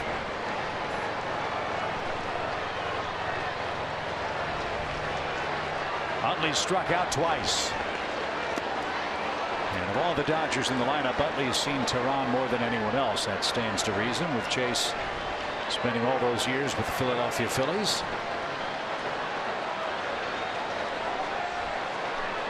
He's among the league leaders, major league leaders, in a category that you would expect. I'll tell you after this pitch. What's his name? What's his name? Chase Utley. He's among the league leaders in the lowest chase percentage in terms of bad pitches out of the zone, and tonight he's chased 2 sliders out of the zone. But he's only going after bad pitches about 18% of the time. Carlos Santana of Cleveland, a good eye, 15% of the time leads the majors. There it is again. I can't remember Chase Utley striking out 3 times in a game against the Braves. On the same pitch. Right? Yeah. Tells you how good Julio's slider is tonight. He's now struck out 7 Dodgers, Utley 3 times. And here's Seager, who broke up the no-hit bid with the first pitch he saw in his second at bat. Julio's strikeout high is 12. That came against Milwaukee on May 24th.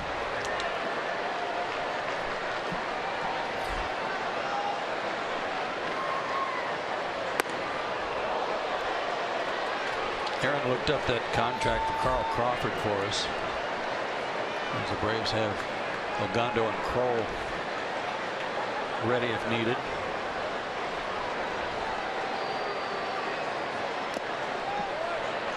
Carl Crawford signed a 7-year, $142 million deal with Boston before the 2011 season. He gets $20.75 million this year, and another year next year at $21 million. What a contract. Fly ball, well hit center. Inciarte can't get that.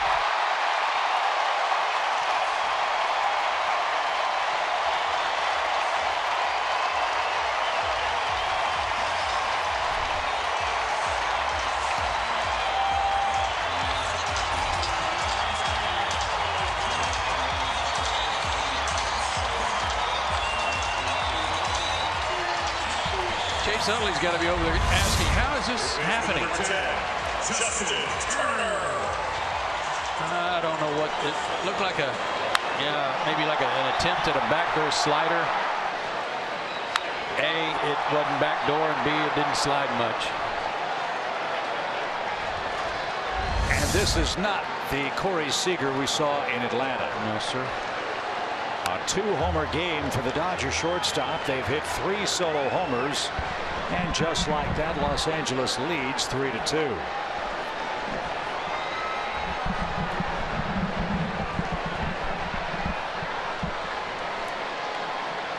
Justin Turner is 0 for 2. The Dodger third baseman is struck out and popped out.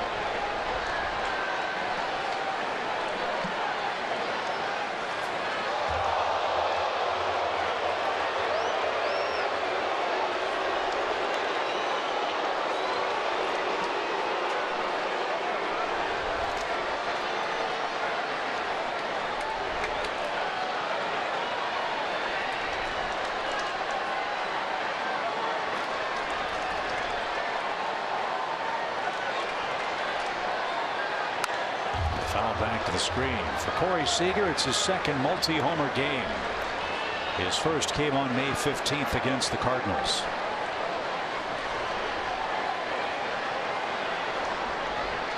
The last 12 home games, he's now hit 7 home runs.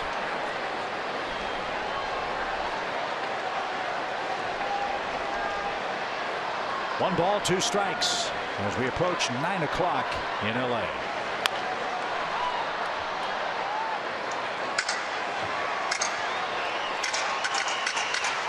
Still 1-2. The Nationals lost tonight. Cincinnati beat them 7-2.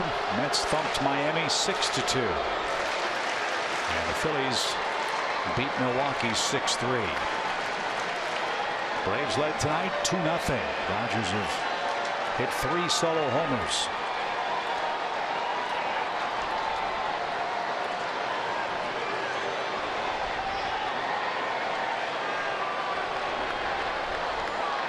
And that man now has a chance to win the game. Right over 100 pitches. And in the dirt, 2 balls, 2 strikes. Dodgers at home are 13-12 this year, but the good work has been in their last 9, where they've averaged almost 5 runs a game in those 9 games and have gone 7-2. And as many homers coming into the game tonight as they had in 16 games previous.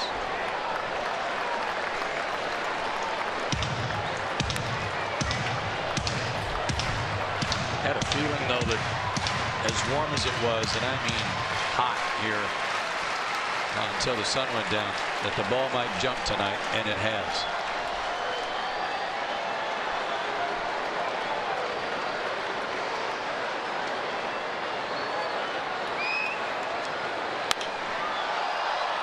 Pop fly slicing toward the stands. And out of play. That's one of the more dramatic features of Dodger Stadium. 30-40 years ago, that ball might have been in foul ground. Yeah.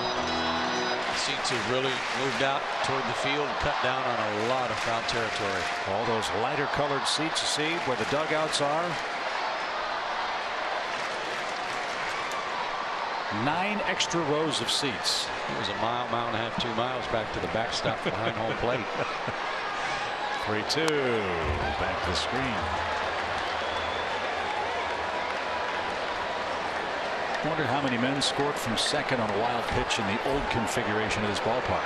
One afternoon against the Padres, you know how on a bunt attempt, I was at first, they were going to bunt me to second, how you kind of bounce off as a base runner, and the ball got by Bob Davis, the catcher, and I went first to third on that.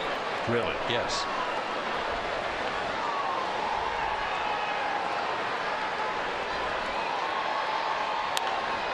Fly ball center.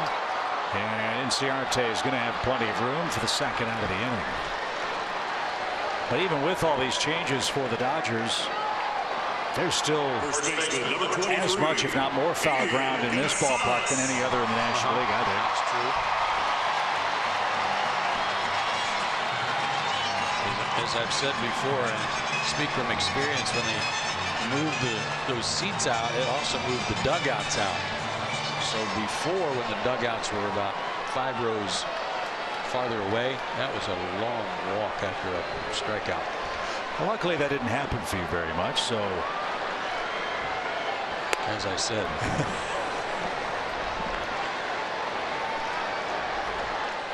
0 for 2 is Adrian Gonzalez tonight.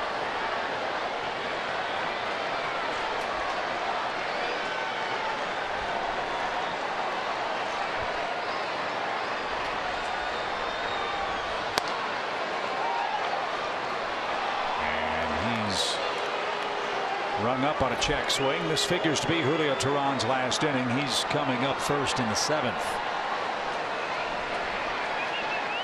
Now it's a 3-2 Dodgers score. Well, he's given up 3 runs on 3 hits. Right. He has not allowed another hit outside the 3 solo homers. And he struck out 7 men. He's walked 1.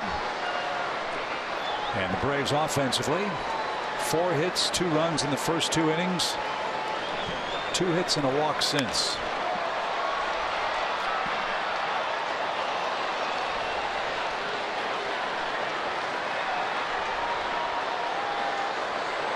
And then young ladies from Brentwood who made that catch.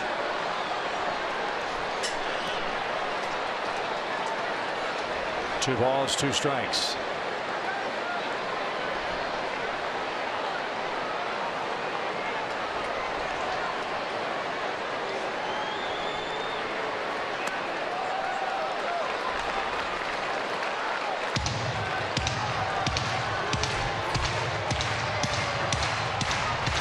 Peterson's next.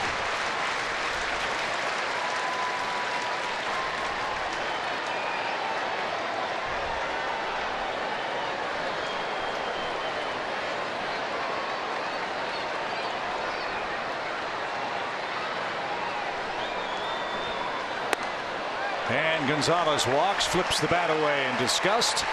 Hitting alive for Jock Peterson.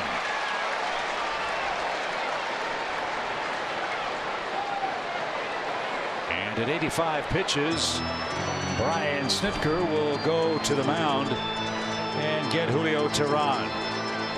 Well, it's a tough way to trail in this game. As Joe said, you give up 3 hits, but all 3 hits left the ballpark, 2 of them from Corey Seager.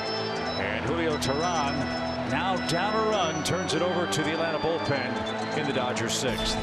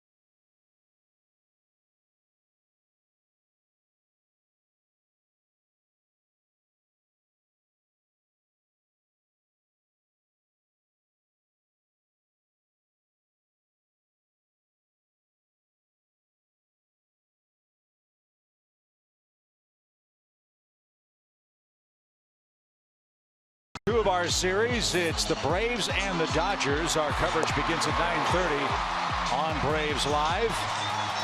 We know that Clayton Kershaw will pitch for Los Angeles, but as we told you earlier, Ken Rosenthal's reporting with some help from Bill Shanks that Mike Foltynewicz, after the game, it's going to be announced that he's not going to start the game with bone spurs, bone chips, some sort of an elbow ailment.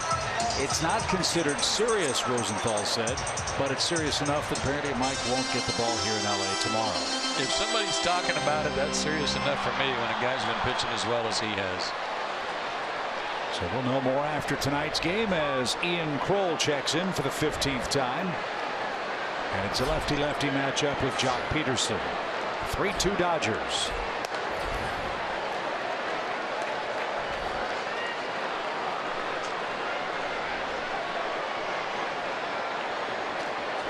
What a night for Julio Teheran to not be in this game. So on a 3-hitter, and he's behind 3-2 and out of the game.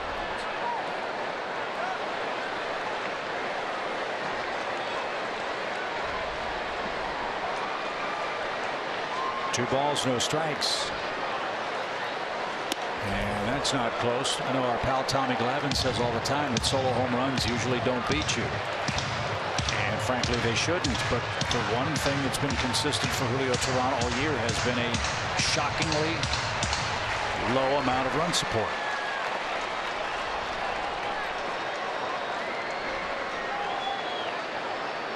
Three balls, no strikes. Shelby Miller last year blew up the Braves record for most consecutive starts without receiving 3 runs, or without receiving 4 runs of support. 24 straight games. Julio's now at 16.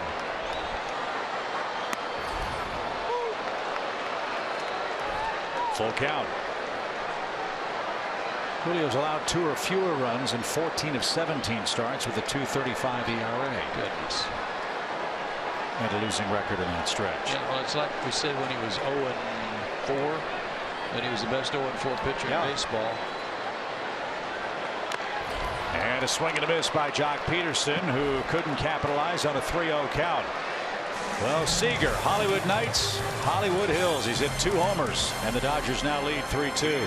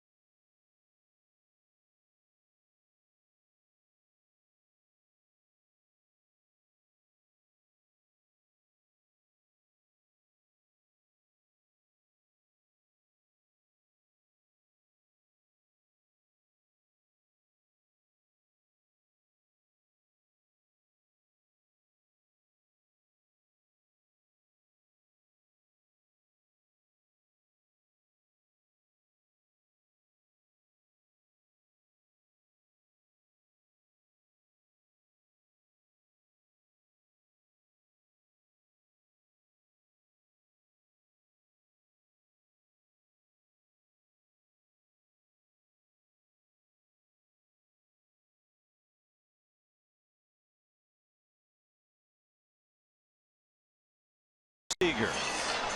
His work at the plate earns him our Toyota Key Plays honors. And they certainly have been instrumental. First hit of the game for the Dodgers was also the first run of the game for the Dodgers in the 4th inning. That made it 2-1. Trace Thompson homered in the 5th inning, a solo shot, and then Seager just moments ago put the Dodgers on top with his 2nd home run. It's now 3-2. They have 3 runs on the 3 solo homer hits.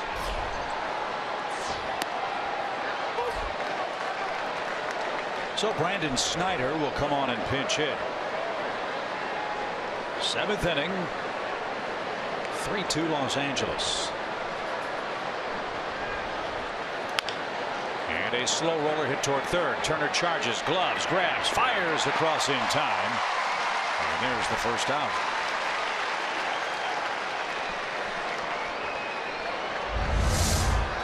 Well, I thought this had swinging butt written all over it, but it was hit too hard.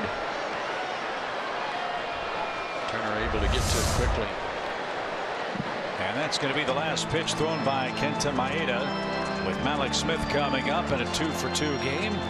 3-2. Los Angeles has the lead. Dave Roberts and the Dodger infield will salute their right-hander. Bases empty. LA's into its bullpen, and boy, they've been good lately too. Big crowd cheering for Maeda.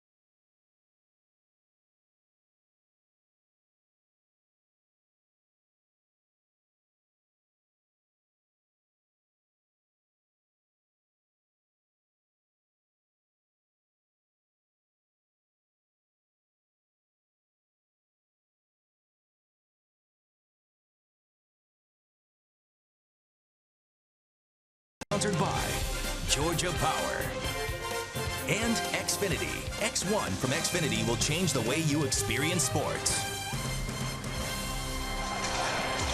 3-2, bases empty, one out for the Braves in the 7th inning. Kenta Maeda out after 6 1/3 innings of 6 hits, 2 runs, 1 earned ball tonight. And now he'll turn things over to Adam Liberatore, who's yet to allow a run in his 8 appearances on his home mound this season. 149 batting average overall against him. Strikeout per inning. 90 to 94 fastball with a good changeup and a slider. And the Braves find themselves in the game where you don't want to be, trailing the Dodgers with their bullpen, at least in the last 2 weeks. Dodger bullpen last 11 games has held opponent hitters to a 107 collective batting average. 7 earned runs and 45 2/3 innings of work. Honeycutt's done a great job with their pitchers through the years. I believe he's in his 10th year with LA.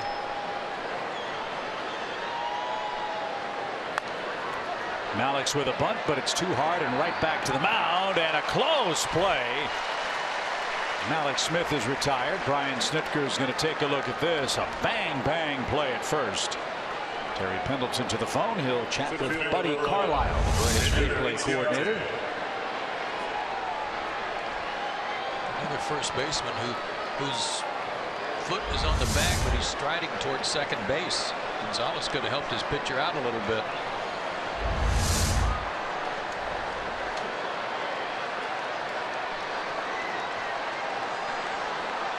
You know, that wasn't even a good bunt, and they're having to review it to make sure that he was out. That's how fast Malix is down the line. When he gets this bunting thing down, it's going to be very difficult to defend. Much like former Brave and former Dodger Brett Butler, who we spoke of earlier. You knew he was going to do it once, maybe twice a game, and you still couldn't get him out. Right. So at the top of the order now, Ender Inciarte, lefty-lefty matchup. And that's high and tight, ball 1.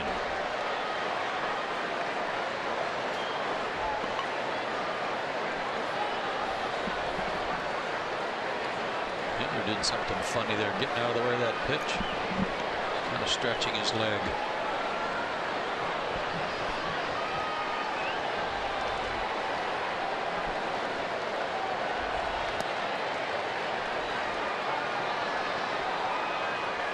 In California, just down the road, playing the Angels in interleague play, where I saw one of the strangest injuries ever. Nate McLeod strained an oblique muscle on a check swing. Remember that? Had to go on the disabled list.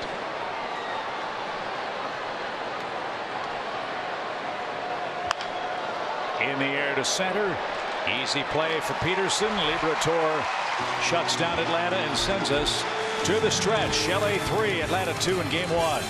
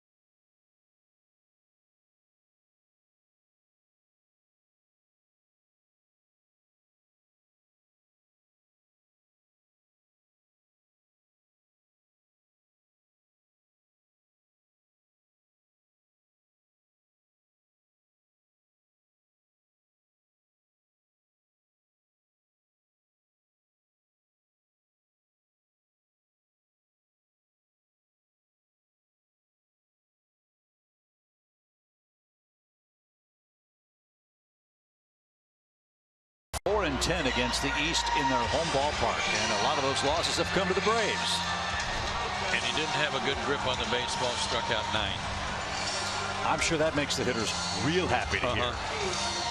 And as we welcome Jim Johnson back into the fold, told you Jim had 3 scoreless innings of rehab work down in Rome. Jim spent some time with the Dodgers last year, you'll recall, part of the deal that brought Hector Olivera to the Braves.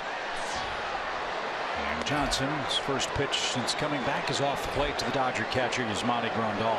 His last action was May 8th against the Diamondbacks.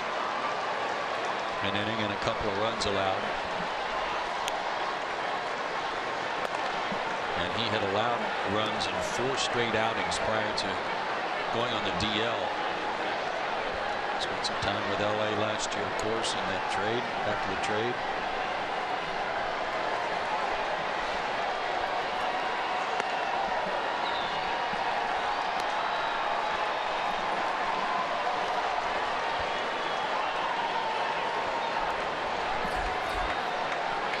Thompson next. Can't give the Dodgers any more. They lead at 3-2, and a 3-0 pitch right there for a strike.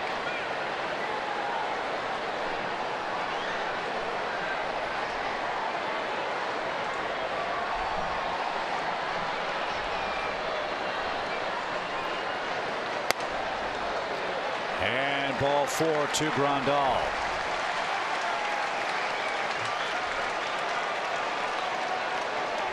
Three homers by the Dodgers today. Trace Thompson's 5th inning blast tied things 2 apiece.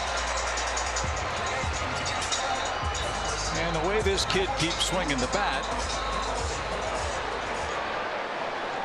there's some fans who might start saying Yasiel who. Good point. And they'll have 2 weeks to see what Thompson can do, as Puig was put on the disabled list with a bad hammy. And a base hit down the left field line. That's headed for the corner. Well played by Malix. And Dodger runners are at 2nd and 3rd with nobody out. We didn't see much of Thompson in Atlanta, but what we saw was impressive. It got your attention. Tonight even more so. The power to right center, and now turning on this ball and keeping it fair. Fastball, sinker coming back to him. And you're right, this was an excellent play in left field by Malix Smith. One of the toughest corners to play in baseball are left and right field here. But he waited for the ball to come back to him. And you see how hard it comes back to you. Nice play. Infield in for Atlanta as Carl Crawford takes a strike.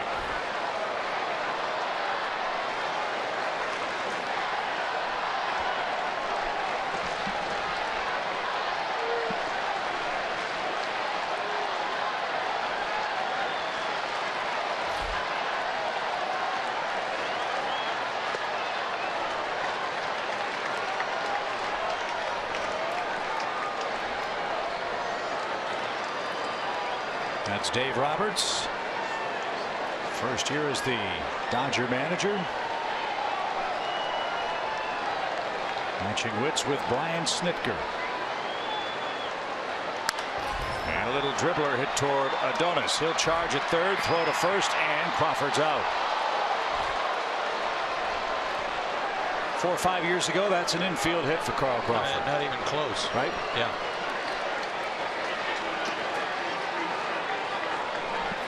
So Crawford can't bring home Grandal. And Scott Van Slyke just brought up from Oklahoma City after he was rehabbing a back problem. He took Puig's spot on the Dodger 25-man roster. He'll come on and pinch hit for Liberatore.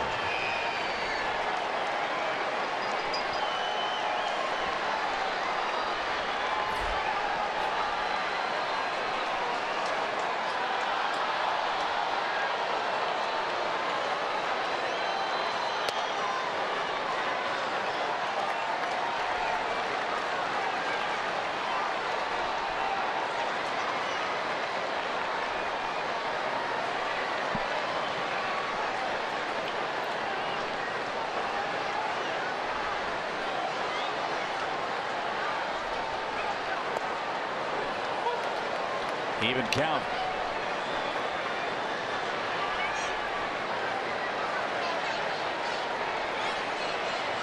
Slack's been out a long time. It's 49 games. Young players and bad backs. That's always bad news. As this one's rolled foul, it's a 1-2 count.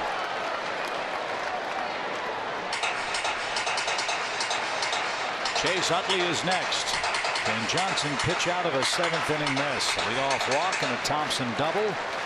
Crawford grounded out. No advance by the Dodger base runners.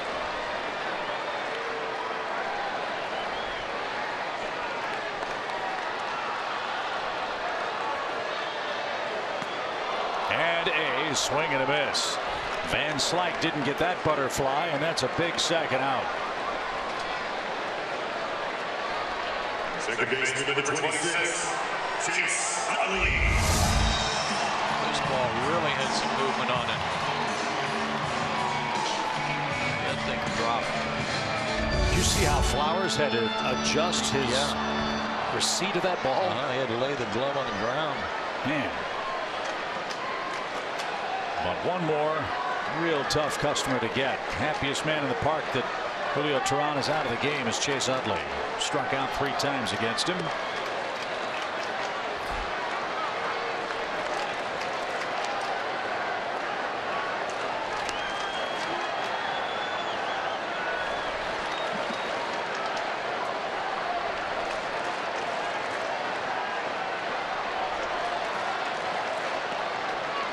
Utley trying to keep a 4-game home hitting streak alive.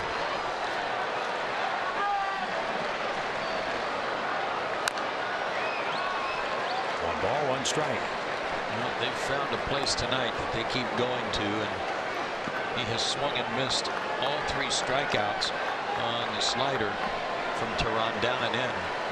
Foul tipped that one.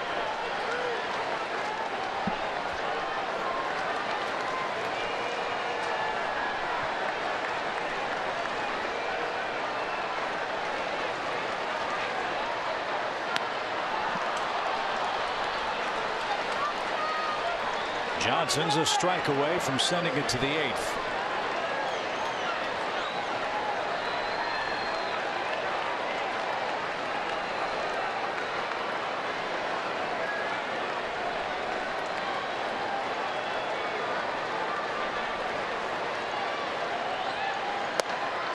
Ooh. Tyler Flowers. You never see Tyler turn around, but he did that time. He wanted to know what was wrong with that. Wow.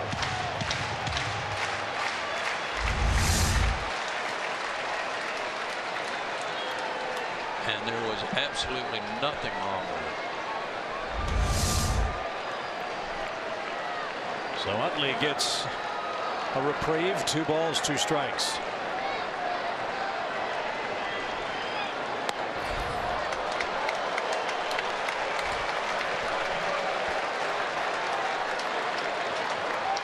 Got a base open, but you got that guy on deck who's hit 2 homers tonight.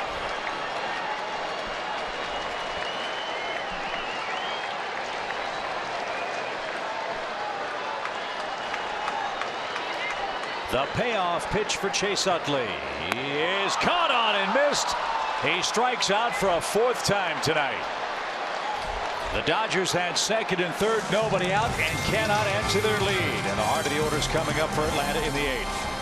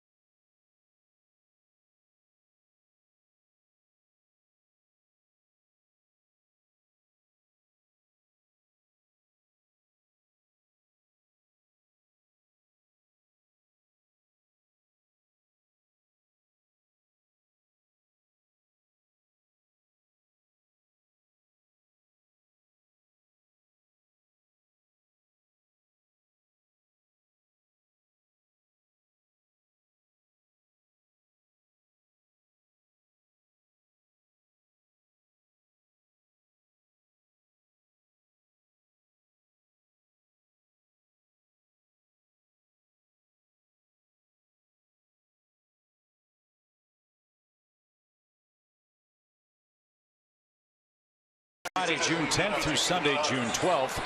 Enjoy Friday night fireworks, movie night on Saturday. It'll be Ferris Bueller's Day Off, by the way. And kids can run the bases on Sunday. Go to Braves.com/tickets today. What a Houdini act by Jim Johnson. Second and third, nobody out. And the Dodgers can't hit the ball out of the infield. A ground out and 2 strikeouts sends us to the 8th, with the Dodgers holding to a slim 3-2 lead.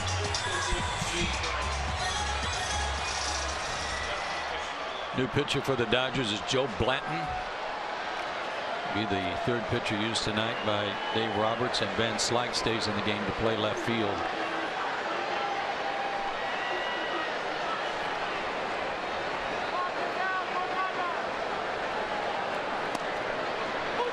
Blanton's first is a strike to Chase Darno. Those walks to strikeouts, no surprise. He's always been around the plate, throws strikes. Mostly sliders. More so than even fastballs or his curveball.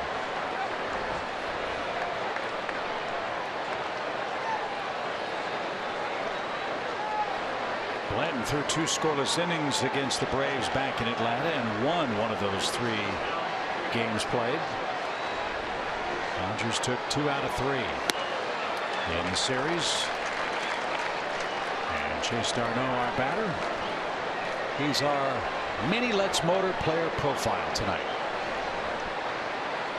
Last 11 games, 958 OPS.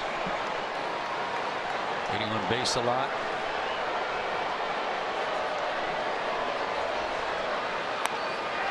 But not this time. Darno's down on strikes for a second time, and there's the first out in the Braves' 8th.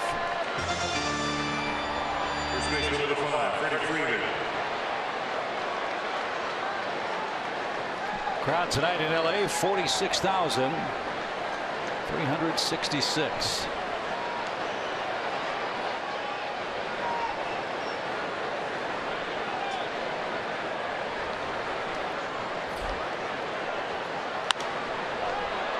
Freeman fouls one to the left, strike 1.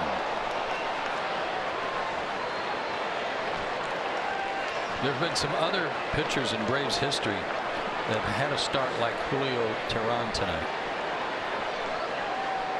3 other guys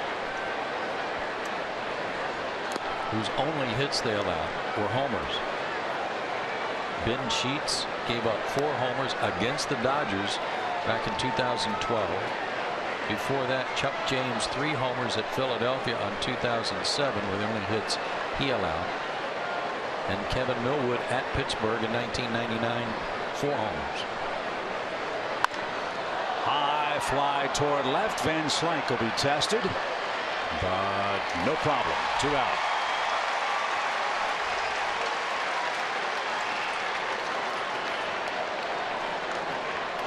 Third baseman number 13, Adonis Garcia. And Adonis Garcia's up. He's 1 for 3. Things were looking good for Atlanta in the first 2 innings. They had 2 runs on 4 hits. Maeda did not look very sharp for Los Angeles. But since that 2nd inning, Braves have 2 hits. Yeah, Maeda went 4 1/3 innings after that with that 2-hit shutout ball. 1 walk, and it was intentional.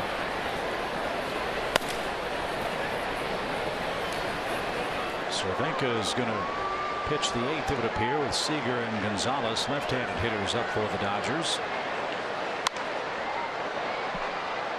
And that's how to play right side.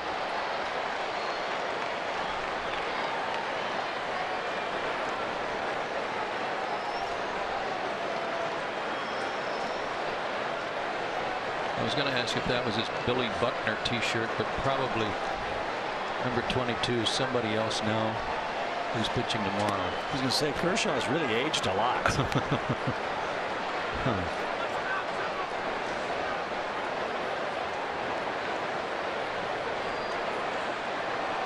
Well, a treat tomorrow night with Kershaw taking the mound, unless of course you're an opposing hitter. Yeah, he's been pretty good. Yeah, pitcher of the month in May. 1 ball, 2 strikes. And a swing and a miss.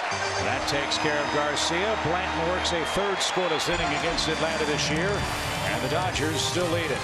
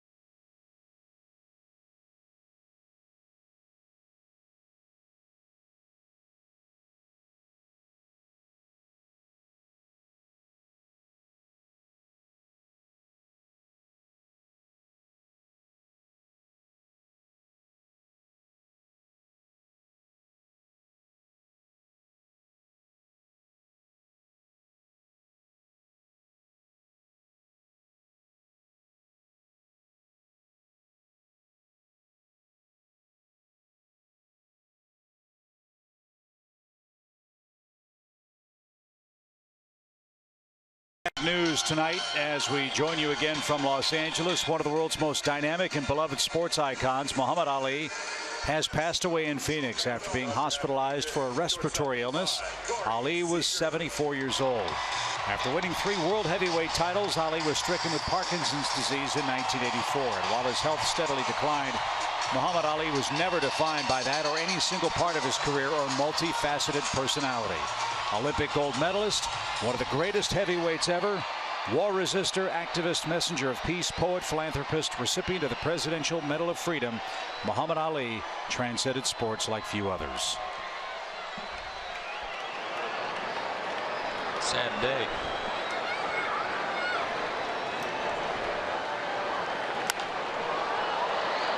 And the things that he did for sports, the things he did for people in general. I'll never forget him lighting a torch in Atlanta to start the Olympics. That was very special. No balls, 1 strike. What an odd pairing there was in the television life of Muhammad Ali. Young fans may not remember the name Howard Cosell, but get on the old internet machine and Google some of the interviews that Howard Cosell and Muhammad Ali had. As this ball's hit deep toward left, Malik Smith as far as he can go, and Seager has a 3-home-run game.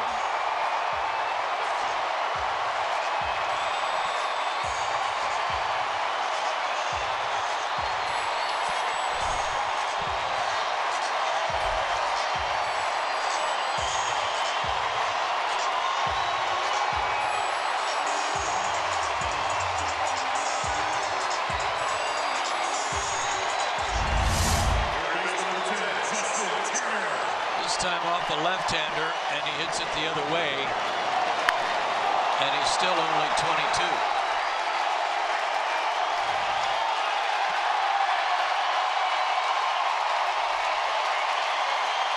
Speaking of knockouts. Yeah, nice. Only 1 Dodger rookie before tonight has ever had a 3-homer game. Don Demeter in 1959 hit 3 home runs against the Giants at the Los Angeles Coliseum. which had a left field screen, I think, of like 240 feet.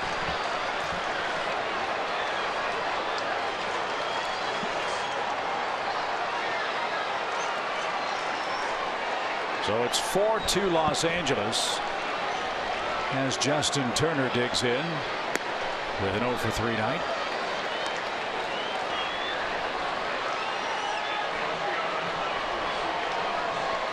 What a remarkable life for Muhammad Ali.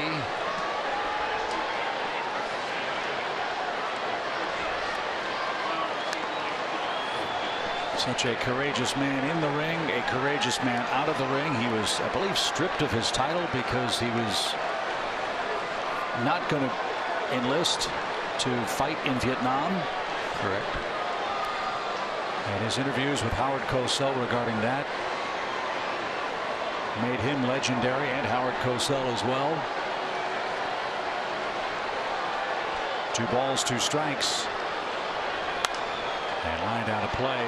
My dad had a chance to actually spar with Muhammad Ali. I've seen those pictures.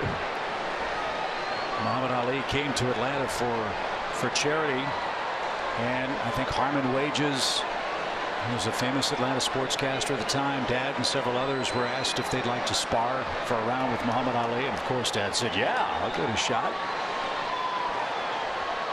As a 2-2's on the way, and it missed. And Ali was great.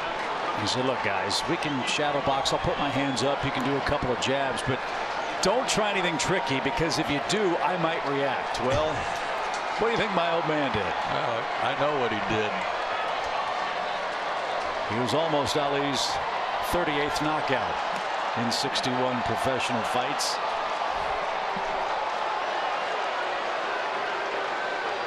As Turner is out number 1. First baseman number 23, Adrian Gonzalez.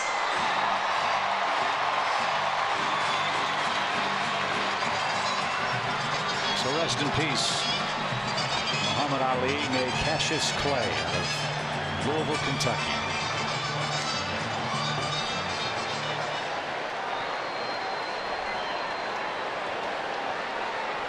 Adrian Gonzalez 0 for 2.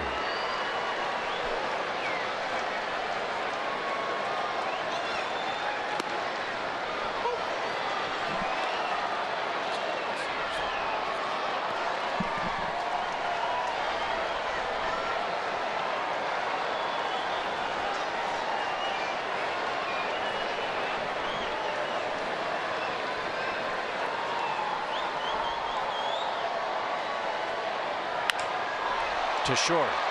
Darno handles a 1-hop rocket, and the peg to first in time. 2-man down. Jock Peterson struck out twice and flied out to right. 10 strikeouts in his last 30 at-bats. That's Kenley Jansen, the Dodger closer.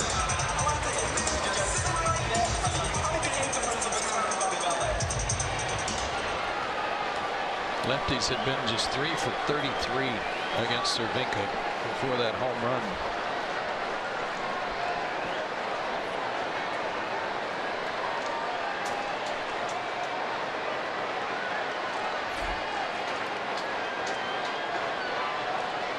Well, you've said it a million times. Come to a Major League Baseball game, you never know what you're going to see, because no 2 games are alike.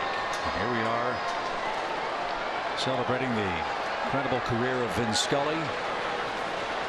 He was there for Don Demeter's game, all that. Yeah, you know he was. And here we are 57 years later. And Corey Seager hits the second 3-homer game as a rookie in the history of the Dodgers. He can't sit down. Can you blame him? No. It's been a good week for the Seager family, as Peterson awaits a 1-1 pitch. His brother Kyle, in that crazy series with San Diego, all he did was go 11 for 16 with 11 RBIs in 4 games. So they could bottle that and sell it. No kidding. What a week. 1 ball, 2 strikes. And a high hop. Shift is on. Darno's got it. Long throw across his body, and he got Jock Peterson. And that retires the side. History in Los Angeles. Corey Seager, the 22-year-old phenom for the Dodgers, has hit not 1, not 2, but 3 homers. He's a rookie. And the Dodgers lead 4-2 going to the 9th.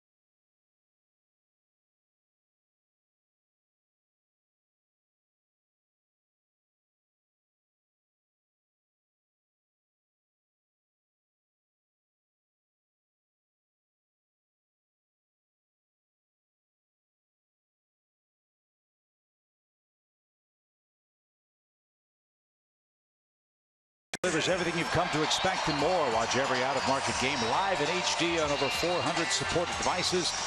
That includes a free subscription to @Bat Premium, the #1 app for live baseball. Blackout and other restrictions apply. Go to MLB.tv for details. Kenley Jansen is on to try to pick up his 16th save. Well, this guy's really moved up the ranks on the Dodgers all-time list. He's 4 shy of the franchise record held by Eric Gagne of career saves with 161. And he's second all-time in strikeouts by a reliever to Jim Brewer, and closing in on Jim. Well, with Kenley Jansen and the Braves, it has been anything but automatic. As Nick Markakis pops the first pitch to left. And there's the first out of the 9th inning. This is the 19th game Jansen has pitched against the Braves. He's given up 12 earned runs. He's never beaten the Braves. He has 2 losses, and he's saved 8 games. But getting 1 out on 1 pitch certainly makes things easier for the hard-throwing closer, Kenley Jansen. Mostly cutters, mostly cut fastballs in the 90 to 94 range. And then an occasional slider.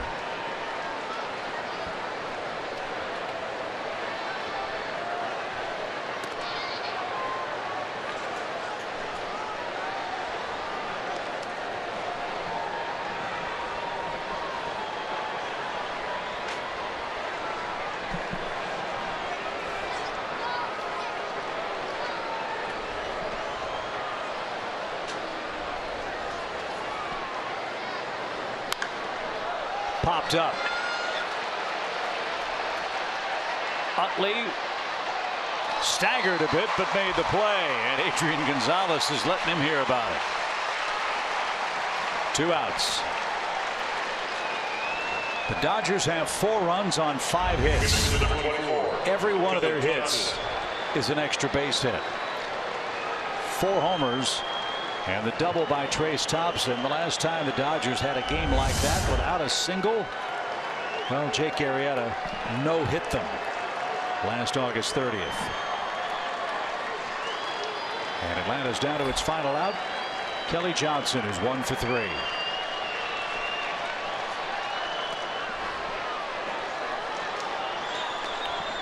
So a couple of things Braves will have to work on in time for tomorrow's game. One, they've got to beat a left-handed starter, Clayton Kershaw. That in and of itself is tough. But the Braves have to find a way to get some more consistent offense. Well, that'll help. Base hit to center field by Kelly Johnson. And that'll bring the tying run to the plate. Gotta like that, just to give you a chance. Jeff Francoeur will have that opportunity. Kelly with a 2-hit night.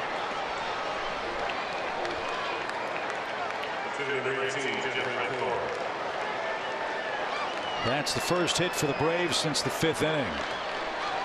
And their 3rd hit since the end of the 2nd. But they've got a shot. If Francoeur can launch one, he could tie it up.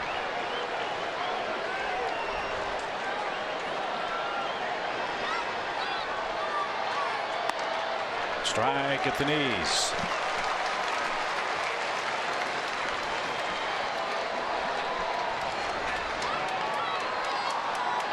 Right now, lefties, righties, doesn't matter to Francoeur. He's hitting everybody well. Was 9 for 22 on the homestand, a .409 average. And a bouncing ball left side. Turner's got it. No play at second. Throw to first.